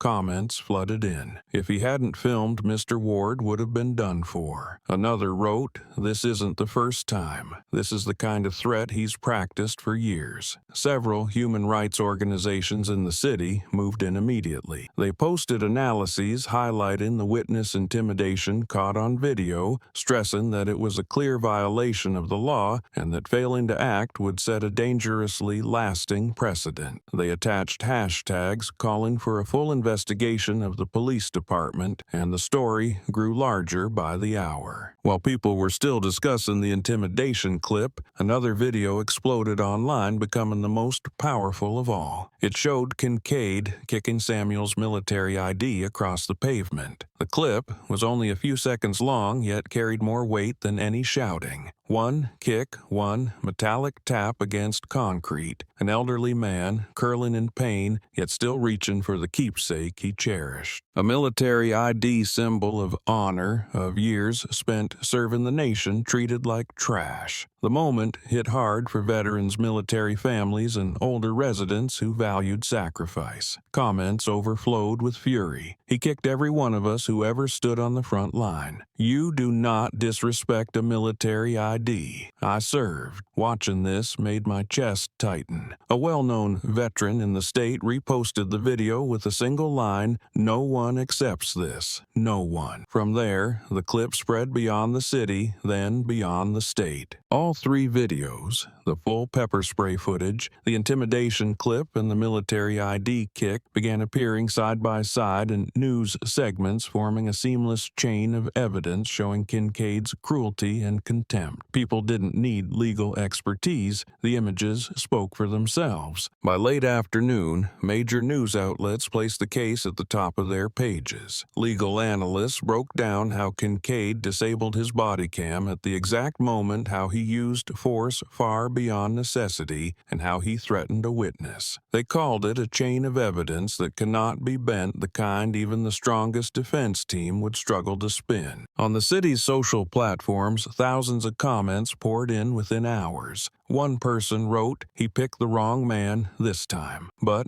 if it wasn't the wrong man, this would have been buried." Another said, "Watching his daughter step in made me realize we've lived too long in fear." By nightfall, many neighborhoods hung lights on their porches in a quiet show of support for Samuel. In some places, people planted small flags in their yards meant to honor those who had served the country. Conversations sprang up everywhere, with residents debating, remembering times they had witnessed similar incidents, yet stayed silent. The wave of outrage was no longer one person's voice, but the shared voice of an entire city. No one talked about an isolated incident. They talked about the system. No one asked why he was pepper sprayed. They asked how many people before him were treated the same, but no one recorded it. Mira stood beside her father's hospital bed, looking through the window as the city lights reflected against the glass. She understood that the videos were only the spark. What was burning outside was the years of anger built up by people who had been dismissed. And now the truth was no longer held by a few. It had become something the whole city was spreading away to reclaim justice for those harmed under the mask of authority. Samuel rested with his eyes closed, but Mira stayed awake, her hand resting lightly on the edge of the bed. She knew this wave would not fade soon, and she would stand in the middle of it, not stepping back.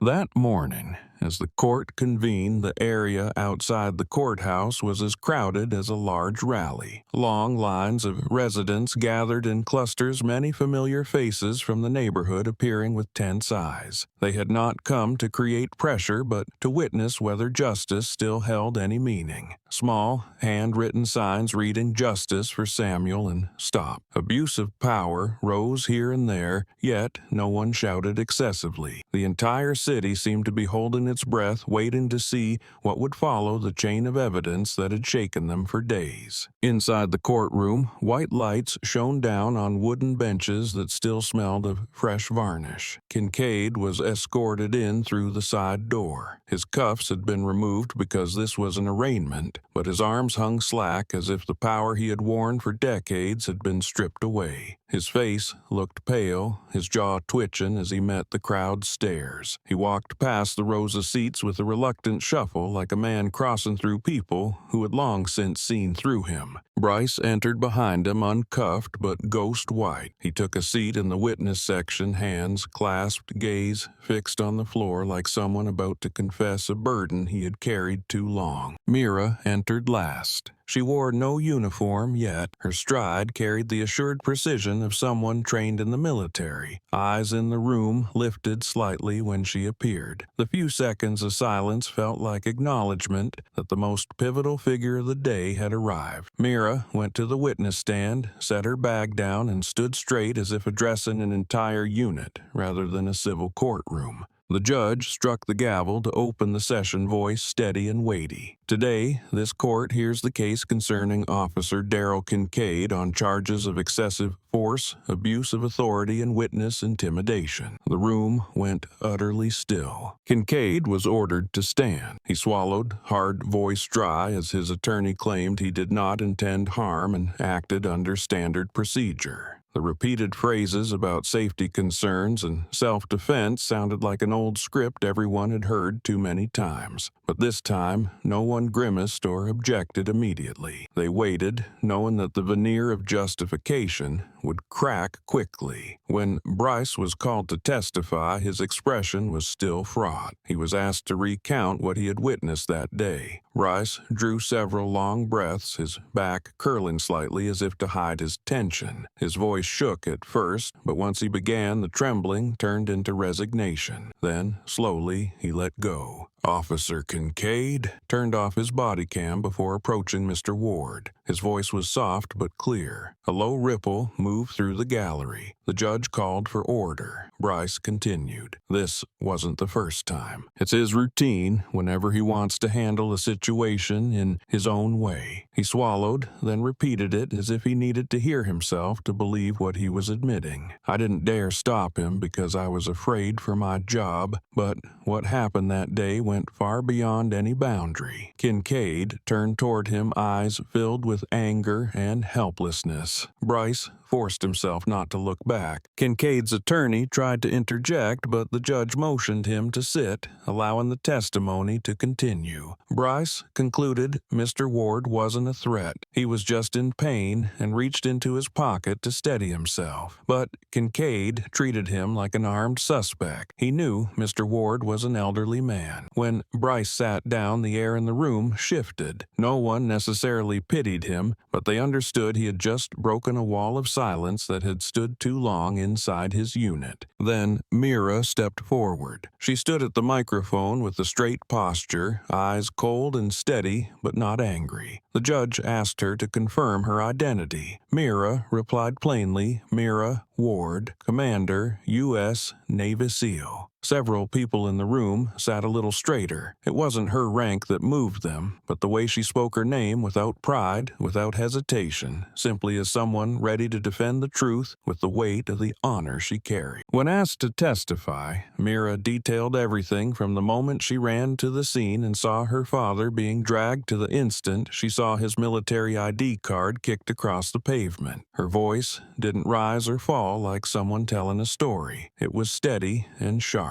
A woman in the gallery gripped her husband's sleeve, drawn in by every word. Mira paused, then continued, Patrick Ward is my father, but that day I saw that he wasn't the only victim. I saw the way Kincaid looked at the people in that neighborhood as if anyone with a different skin color was a threat. I saw fear in the man filming and silence in the eyes of those who didn't dare speak. Kincaid's attorney cut in. You're projecting subjective emotions. The judge struck the gavel. Let the witness continue. Mira didn't spare the attorney a glance. I've been on difficult missions, but the look in Officer Kincaid's eyes that day was the look of someone used to doing wrong and believing he would never be caught. A few people behind her nodded subtly. The judge called for the evidence to be shown. 3 screens lit up the wide-angle store footage, the clip of Hale being threatened, and the moment Kincaid kicked the military ID card. The cold light washed over the room, making the silence heavier. No one spoke when they saw Samuel crying out in pain from the pepper spray. No one moved when Kincaid said, Turn it off before you want me to give you something worse." And when the military ID slid along the curb, many people drew in a sharp breath. The judge asked Mira, "Do you confirm that these 3 videos are authentic and unedited?" "Yes," Mira replied, her voice unchanged. "And I submitted the originals to Internal Affairs." The judge looked down at the file, then at Kincaid. His face had gone pale. The excuse of procedural response collapsed in front of him like a thin layer of fog. "The videos will be retained as key evidence," the judge declared. A soft ripple of murmurs spread through the room. Several people exhaled as if a weight had finally lifted from their chests. The court recessed, but everyone understood this was the turning point. Kincaid no longer had anywhere to retreat. The only question left was how many charges would fall on him. Mira stepped away from the stand and returned to her seat, her expression steady. Inside her there was no satisfaction, only the sense that at last the truth had crossed half the distance it needed. The other half she intended to finish.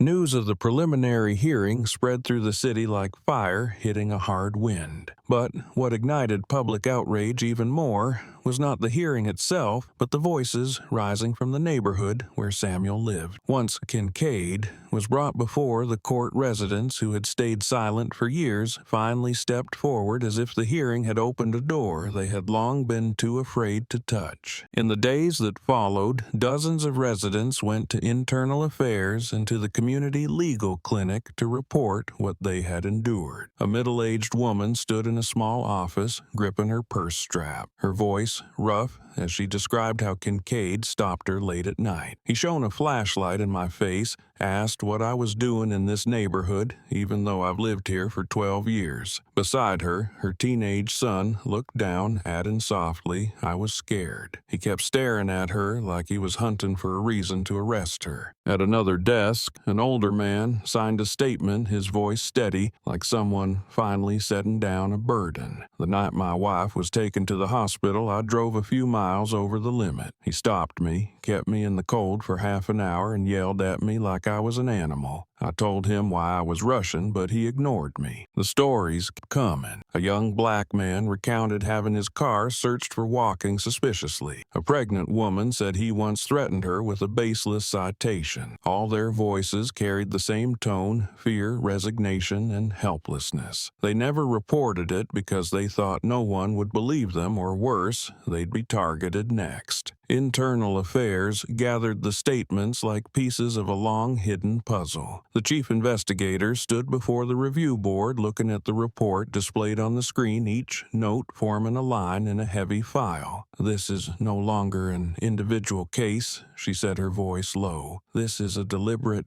pattern of behavior." When they reopened old records, the truth surfaced like silt stirred from a lake bed. Numerous patrol reports involving Kincaid over 5 years showed the same pattern. Most people he stopped were black residents from the poorer border neighborhood between the wealthy district and the rest of the city. The listed reasons were recycled endlessly: suspicious walk and slow driving, possible dangerous object, and non-compliant behavior. In several reports, the individuals were not even named, only labeled as black male or black female around 30. These reports had been dismissed for lack of evidence, but now, when cross-checked with the video statements and deliberate body cam gaps, everything began aligning in disturbing ways. A young investigator stood before the board, her hand trembling slightly with anger. He targeted a specific group. Black residents in poor neighborhoods often walk and are rarely able to push back. He knew they wouldn't file complaints. As Internal Affairs continued its review, the news reached the Department of Justice. Articles analyzing Kincaid's pattern were forwarded to a federal civil rights oversight team. It did not take long for them to conclude this was no isolated incident. The growing wave of headlines forced the DOJ to send a federal inspection team to work directly with the city police department Department. The first meeting took place under tension as sharp as a wire. A Department of Justice representative opened a laptop, projecting a chart showing stop and search frequency by race. One red line rose steeply, marking the number of black residents stopped without cause. The blue line, representing white residents, sat at barely half that height. The room sank into a silence thick enough to choke. A federal monitor spoke plainly. These numbers match resident statements in the old files. They show Officer Kincaid targeted poor black residents for intimidation. This is a serious civil rights violation. The police chief leaned back in his chair, exhaling heavily.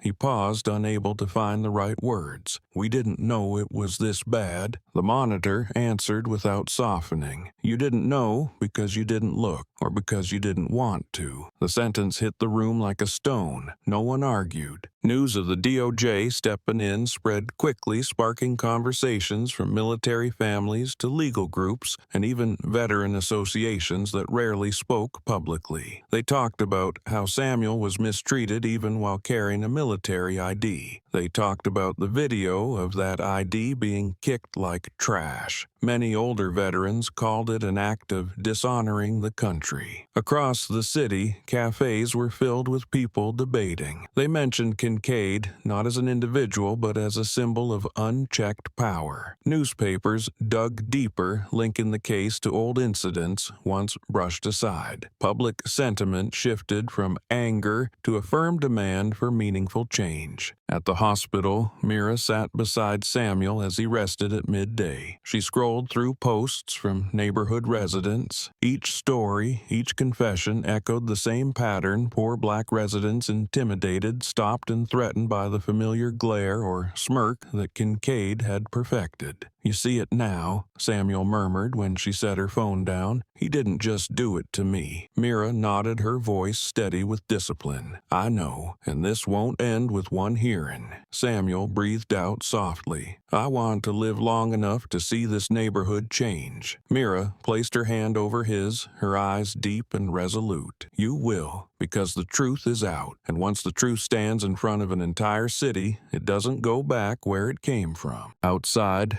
car horns, voices, and late afternoon light poured through the hospital windows. The city seemed to be waking from years of fear. Stories long buried had gathered into a current too strong to hold back, and at the center of that current was one fact: Officer Kincaid had targeted poor black residents year after year. Now, no one could scrub that truth away. After the Department of Justice stepped in and old records were forced into the light, pressure on the city's police department grew heavier by the day. News outlets hammered the same question. How did one officer get away with this for so many years? The public was no longer satisfied with suspending one man. They wanted reform. They wanted change. And, for the first time in years, the city government had no choice but to listen. An emergency meeting was held in the police department's main hall. On the front row, high-ranking officers sat upright, their faces tense. Overhead lights washed across the long table lined with thick folders. Community members, neighborhood representatives, and attorneys filled the remaining seats, all watching in silence. The chief of police stood first. He looked over the crowd, his hand gripping the edge of the podium. Starting today, he said, voice slow and heavy, every officer in the department will comply with the new body cam regulation. Devices may not be turned off for any reason. If maintenance is required, it must be logged in advance and witnessed by a supervisor. Soft murmurs spread across the room. A few people nodded. The body cam being turned off before Samuel's assault had ignited public anger, so this rule was exactly what the community had been waiting for. The chief continued, all units will be subject to random audits. Any officer who disables the device without authorization will be suspended immediately. In the lower seats, a small group of residents bowed their heads, exhaling as though a weight had lifted. They had not forgotten how Samuel was attacked while Kincaid's body cam hung on his uniform like a decoration. Now, at least someone was finally hearing them. When the chief moved on to the public apology, the room shifted into a deeper stillness. He spoke with firm, measured clarity. The city police department issues an official apology to Mr. Samuel Ward and to every resident affected by the misconduct of Officer Kincaid. We accept responsibility for our failure to supervise, and we accept being investigated. The statement was not dressed in careful phrasing. It was blunt enough that even those who had criticized the department the harshest exchanged surprised looks. They knew how rare it was for this agency to publicly admit fault at such a level. Immediately afterward, a community representative rose to present the proposal for an oversight group. "We want to take part in reviewing patrol activity," she said, her gaze sharp but composed. "For years, silence harmed us. From now on, every quarter, the oversight group will evaluate stop and search rates by race review reports and recommend corrections." The chief nodded, approved. The atmosphere in the hall shifted from a heavy gray to something lighter. For the first time in years, the people felt the weight of their own power. A moment later, another proposal was raised. A senior officer stood and looked toward Mira, who sat quietly in the third row. "We would like to invite Commander Mira Ward to assist in training our force, specifically in anti-bias instruction, emotional control, implicit perception awareness, and safe engagement with residents." Several heads turned toward Mira. She remained upright, hands arms out, linked at her waist, her expression steady as always. But everyone understood that her presence carried more weight than any speech offered in the room. She had not come to be praised, and she certainly had not come to replace anyone. She had come for her father, and for those like him. The chief turned to her. "On behalf of the department, I'd like to ask if you would agree to participate." Mira rose to her feet. The hall fell silent, as if locked by an invisible order. She looked around, her gaze moving from working-class residents to the officers, listening closely to every word. "What happened to my father," Mira said, voice even and firm, "was not rare. It was the product of repeated behavior over many years covered by fear and neglect. I will participate in the training." A few people exhaled in quiet relief. Mira lifted a hand slightly in a practiced military gesture before adding, "But I will not sit in front of you to say pleasant things. I will say what needs to be said. If anyone wants something easy to hear, then I am not the right person." Some officers exchanged glances, a few taken aback by her bluntness. But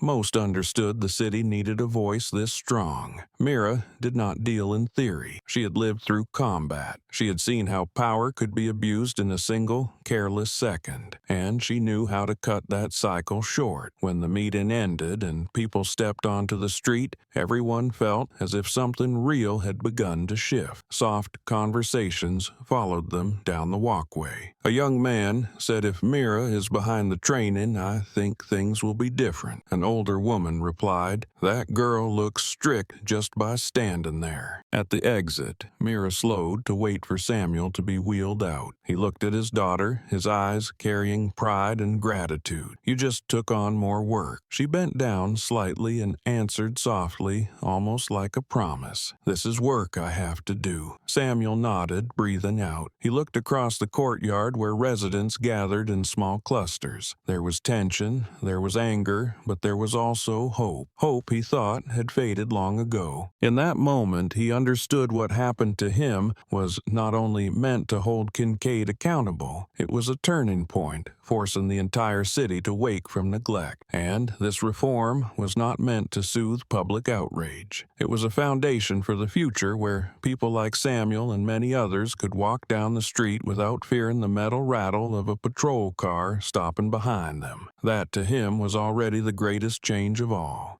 After the reform meeting, as the crowd thinned from the hall, Mira stepped away from the tense conversations to find the person she had been thinking of for days. She asked a few residents, then walked toward the small park near the neighborhood. There, under the shadow of an old tree fallen across a pale wooden bench, Mr. Hale sat, hunched forward, his hands resting on his knees like a man who had lived through something far bigger than he was built for. He wore a light jacket, his face tired yet oddly at ease. When Mira approached, he looked up, his eyes slightly red, whether from lack of sleep or emotions he couldn't tell. Mira stopped in front of him and spoke softly. "I need to talk to you." The simple sentence unsettled him. He placed a hand over his chest as if steadying his heartbeat, then nodded. "I know. I figured this moment would come." He spoke slowly, his voice trembling like it had brushed against memories too heavy to touch. Mira sat beside him. A breeze passed through, offering a quiet pause before he continued. "That day," he said, eyes fixed on the open space ahead, "I was terrified. So scared my knees almost buckled when I saw Kincaid look my way. I knew his reputation. I'd heard the stories, the threats." He exhaled long, as though releasing a weight still clinging to him, but doing nothing felt even worse. Mira listened without interrupting. She understood the fear woven into his word. Ordinary residents like him had nothing but an old phone in their pocket. Recording a violent officer was something few had the courage to attempt. He went on, voice weary but firm. "I thought if I ran, Mr. Ward would take the hit alone. I stood against that wall, my hands shaking so hard I almost dropped the phone. I was terrified he'd notice, terrified he'd do something worse, but I kept thinking,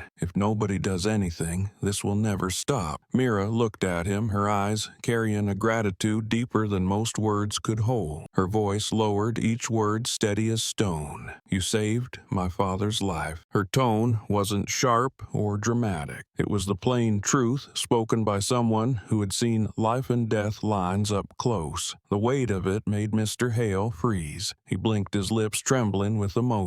"I only did something small," he murmured, but Mira shook her head. "No one else did," she said. "Among dozens of eyes that day, you were the only one who stepped in at the moment it mattered. A small action can save a life. My father couldn't record what was happening. You did the part the system was supposed to do for him." Her words made him fold forward, hands covering his face. Mira didn't touch his shoulder. She understood that respecting a person's emotions was sometimes how you help them stand stronger. After a moment, he lifted his head, drawing a slow, deep breath. "I never thought the video would spread that far," he said. "I just wanted to protect an old man who never hurt anyone." Mira saw him more clearly in that moment, an ordinary man, frightened but with a conscience stronger than his fear. She knew that real change always began with people like him, not heroes, but those who chose to stand on the side of what was right when everyone else stayed silent. Under the tree's shade, the quiet conversation spread as a few residents walking by recognized Mira and Mr. Hale. They didn't interrupt but drifted closer, as if wanting to witness the exchange. An older woman murmured, "He's the one who recorded it." A younger man replied, "Without him, who knows how far this would have gone." More residents gathered, first a handful, then more. No one raised their voice,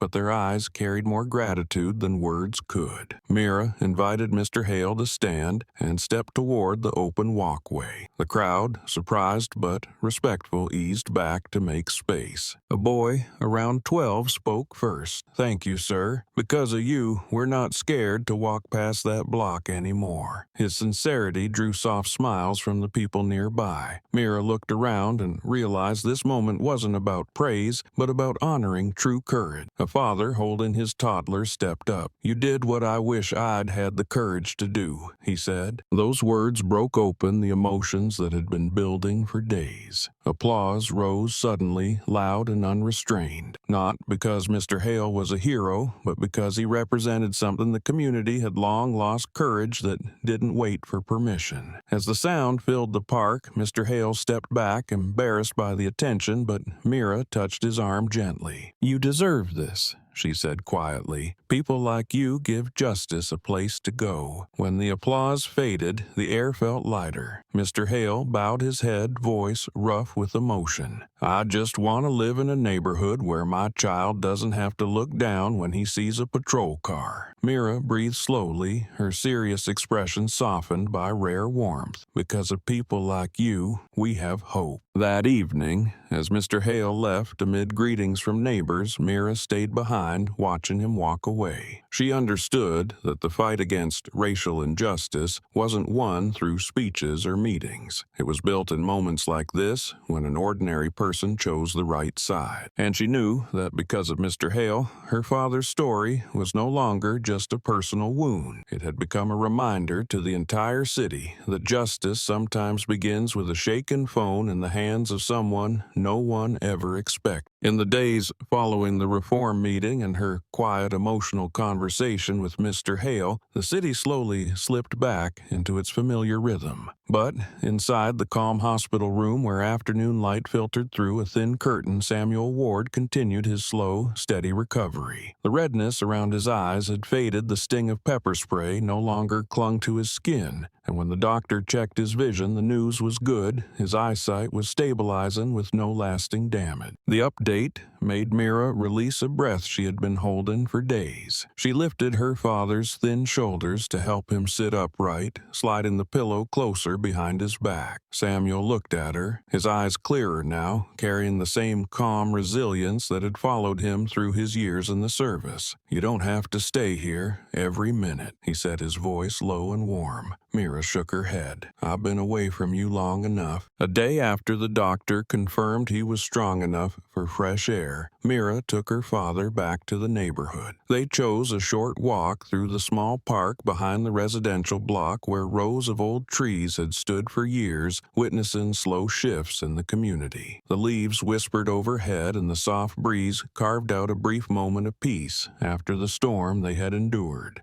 Mira guided Samuel to a long wooden bench faded by time, the same place he used to rest after picking up his medication, a small routine he kept long before everything went wrong. Today, as he sat, Samuel placed his hands on his knees and looked around the park. The scene was the same, quiet as ever, as if trying to hide the fractures beneath the neighborhood's surface. But now he felt a change in the way people passed him. They looked at him differently, not with curiosity, not with pity, but with genuine respect. Myra sat beside him, close enough for support, but not crowding him. She followed his gaze as it drifted toward the trees, casting shadows across the walkway. After a long moment, Samuel spoke. "When you were little," he said softly, "I used to wait right here for you to come back from school. You'd run from the end of that path, tank top, covered in dust, grinning so wide, ready to tell me every story you had." Mira turned to him,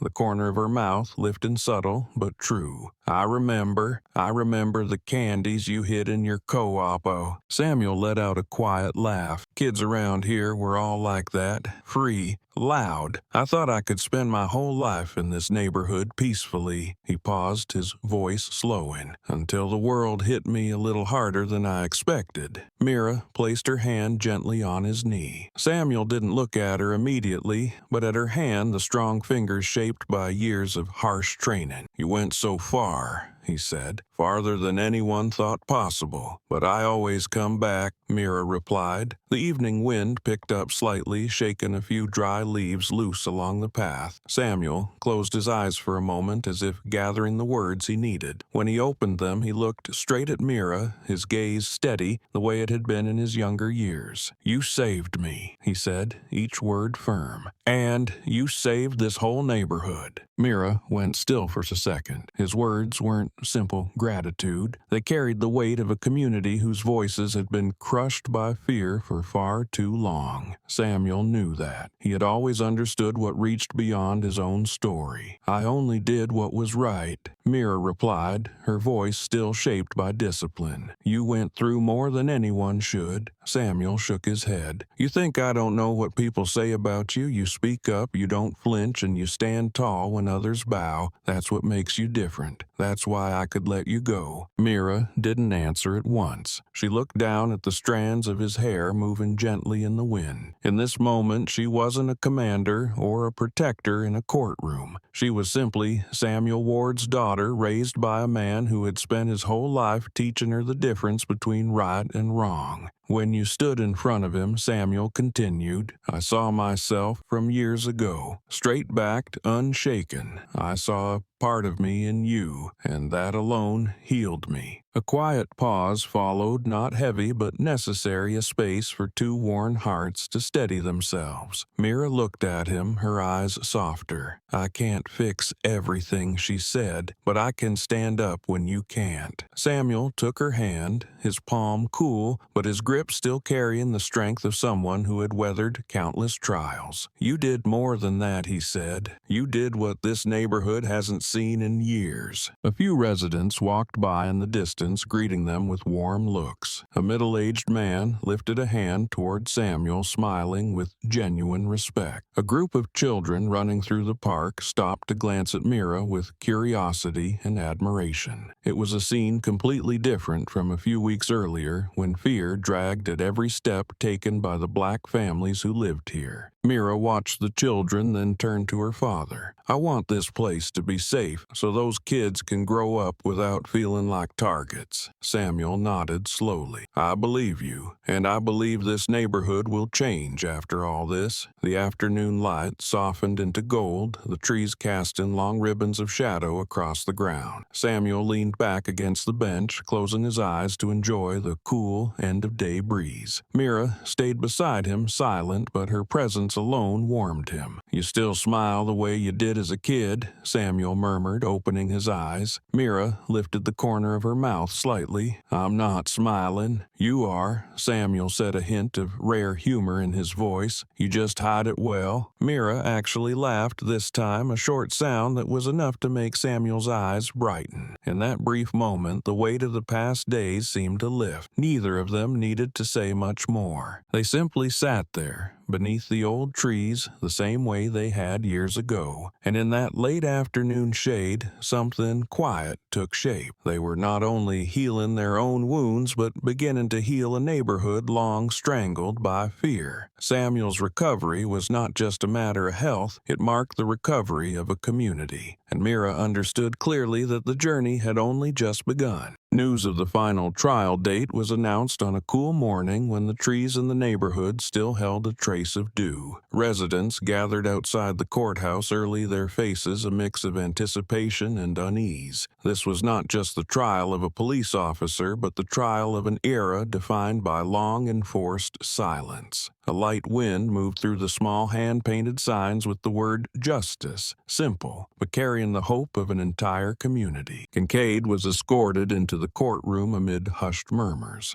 Gone was his usual swagger. He sat in the defendant's chair with shoulders weighed down. The evidence was overwhelming: the video filmed by Mr. Hale, the footage from the convenience store, Bryce's testimony, and the years of body cam shutdowns done on purpose. Each piece struck like a plank against a rotted door, splintering whatever defense he had left. His attorney tried to argue that Kincaid lost emotional control, misread Samuel's movement, and was under work pressure, but the judge listened with a cold, steady expression before reading aloud portions of the videos displayed in court. Samuel's cries from the pepper spray echoed through the room, making several people turn away. Mira sat upright, eyes fixed, her hands clasped tightly in her lap as if holding on to the discipline she needed to stay composed. At last, the judge looked directly at Kincaid. What happened to Mr. Ward was not a momentary lapse. It reflects a long-term pattern of behavior targeting a specific group. This is a serious civil rights violation. The room fell into a single collective silence. Officer Darrell Kincaid is found guilty of excessive force, witness intimidation, racial discrimination in the line of duty, and intentionally disabling disabling recording equipment to conceal misconduct. The sentence includes imprisonment, a permanent ban from all law enforcement positions, and permanent removal of his badge. Samuel bowed his head slowly. Bryce, seated behind him, closed his eyes, exhaling like someone releasing a burden carried for too many years. A wave of quiet reaction moved through the room before the judge's gavel called for order. Still, everyone felt something lift, as if a deep wound had finally been allowed to begin healing. When Kincaid was led out, most residents looked at him not with hatred, but with the exhaustion of people who had endured injustice far too long. Some shook their heads as if saying that no sentence could undo the damage he had inflicted on their neighborhood. That afternoon, people gathered at the park where Samuel often rested. At the center of the space sat a wooden box on a table. A young resident opened it to reveal what lay inside Samuel's old military ID framed behind clear glass. The edge was trimmed in a bright metallic finish, not for decoration, but to remind everyone that this card had once been kicked into the gutter as if it were worthless. A woman stepped forward, her voice trembling with emotion. "We want to return this to you with the respect it deserves." Samuel walked up to receive the framed ID, his hands shaken slightly from age and gratitude. He touched the glass, then looked at the familiar faces around him. "Thank you," he said, his voice not loud but enough to quiet the crowd. "Not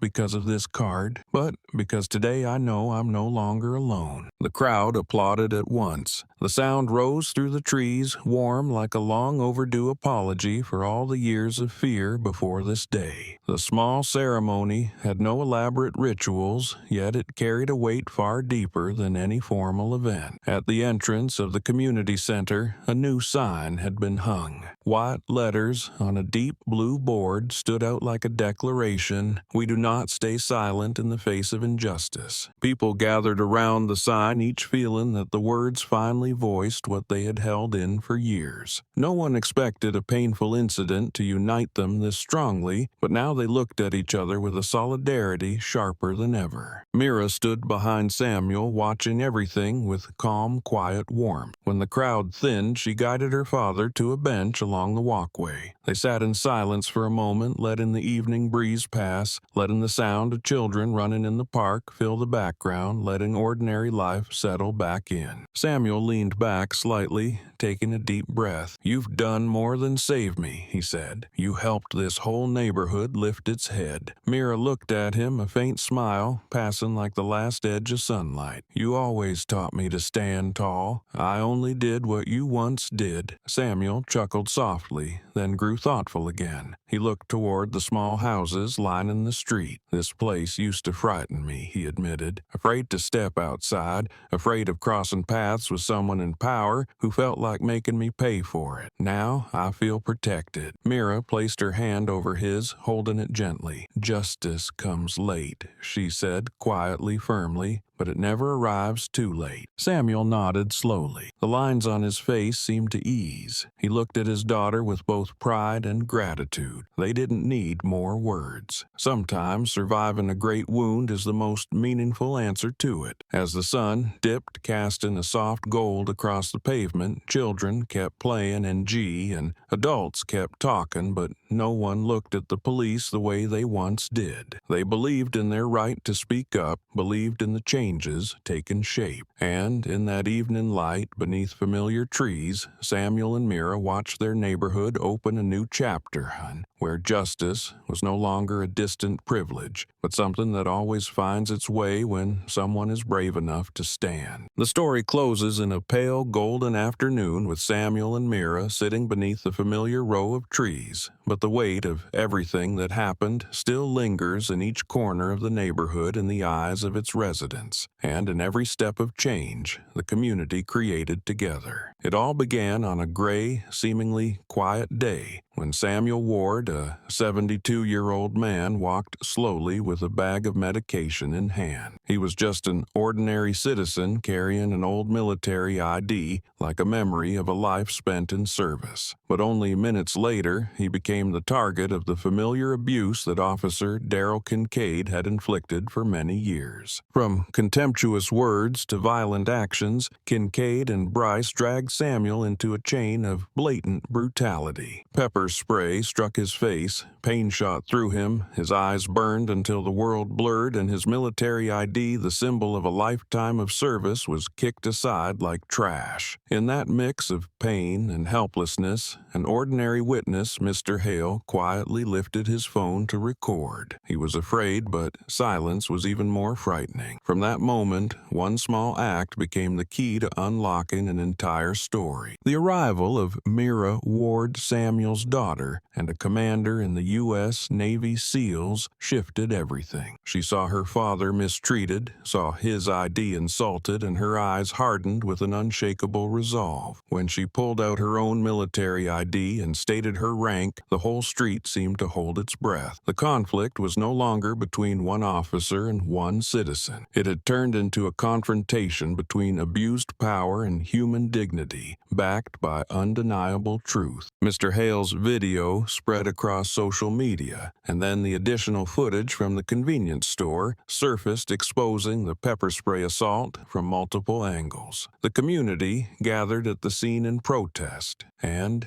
Mira's words, "We stand against you," became the spark that ignited long-held anger. The truth kept expanding, forcing internal affairs to reopen all of Kincaid's files. Old cases resurfaced, repeated intentional body cam shutdowns appeared, revealing a pattern of behavior spanning many years that targeted poor black residents. The Department of Justice stepped in. The police department was forced to issue a public apology and implement mandatory reforms. New body cam rules were approved, a community oversight group was established, and Mira was invited to lead anti-racism training. What had once been dismissed as a small neighborhood incident had now become the catalyst for systemic change. During those days, Samuel awoke in the hospital weak but hopeful. He understood that what happened was not just about his life, but about the awakening of an entire community. When Mira told him about residents speaking up about the videos spreading and about the authorities being pushed into reform, he knew the battle had grown far beyond their family. The court later sentenced Kincaid with a clear ruling, stripped him of his badge permanently, and concluded that his actions constituted severe racial discrimination. Bryce took the stand and testified to everything he had witnessed. The community held a small gathering, returning Samuel's military ID to him in a framed display as a symbol of the respect he deserved. And at the entrance of the neighborhood, a new sign was placed: "We do not stay silent in the face of injustice." The ending of the story was not a loud celebration. It felt more like a long exhale after years of strain, like the calm reclaimed after a storm. As Samuel and Mira sat together beneath the trees, he held her hand and said words that carried the weight of the entire journey. "You saved me, and you saved this neighborhood." Mira answered only with a faint smile, because she understood that justice had not arrived through the strength of one person, but through the courage of many standing together. Even so, she knew she had helped spark the change her father once believed would never come. From this story, a few simple but profound lessons emerge. First, prolonged silence creates space for injustice to grow. One witness raising a phone at the right moment gave the truth a chance to be seen. A small act at the right time can change an entire community. Second, abuse of power does not vanish on its own. It survives when people fear confrontation, fear speaking up, and fear their voices will not matter. But when a community rises together, that strength multiplies. Samuel's story is not the victory of one man, but the victory of all who once stayed silent and finally chose to speak. Third, justice may come late, but it comes as long as someone pursues it. Mira, with the resolve of a soldier and the love of a daughter, did not answer violence with violence. She used truth and law to protect her father and her community. Real strength is not in the fist, but in turning pain into the drive to repair what is broken. And finally, healing begins with the courage to face the truth. The neighborhood changed because its residents dared to look directly at the wound and refused to hide it any longer. When Samuel saw children playing without lowering their heads at the sound of a patrol car, he knew hope had returned. Justice, even late, will always reach those who refuse to give up. And most importantly, sometimes it is the action of an ordinary person like Mr. Hale that helps bring that justice to life.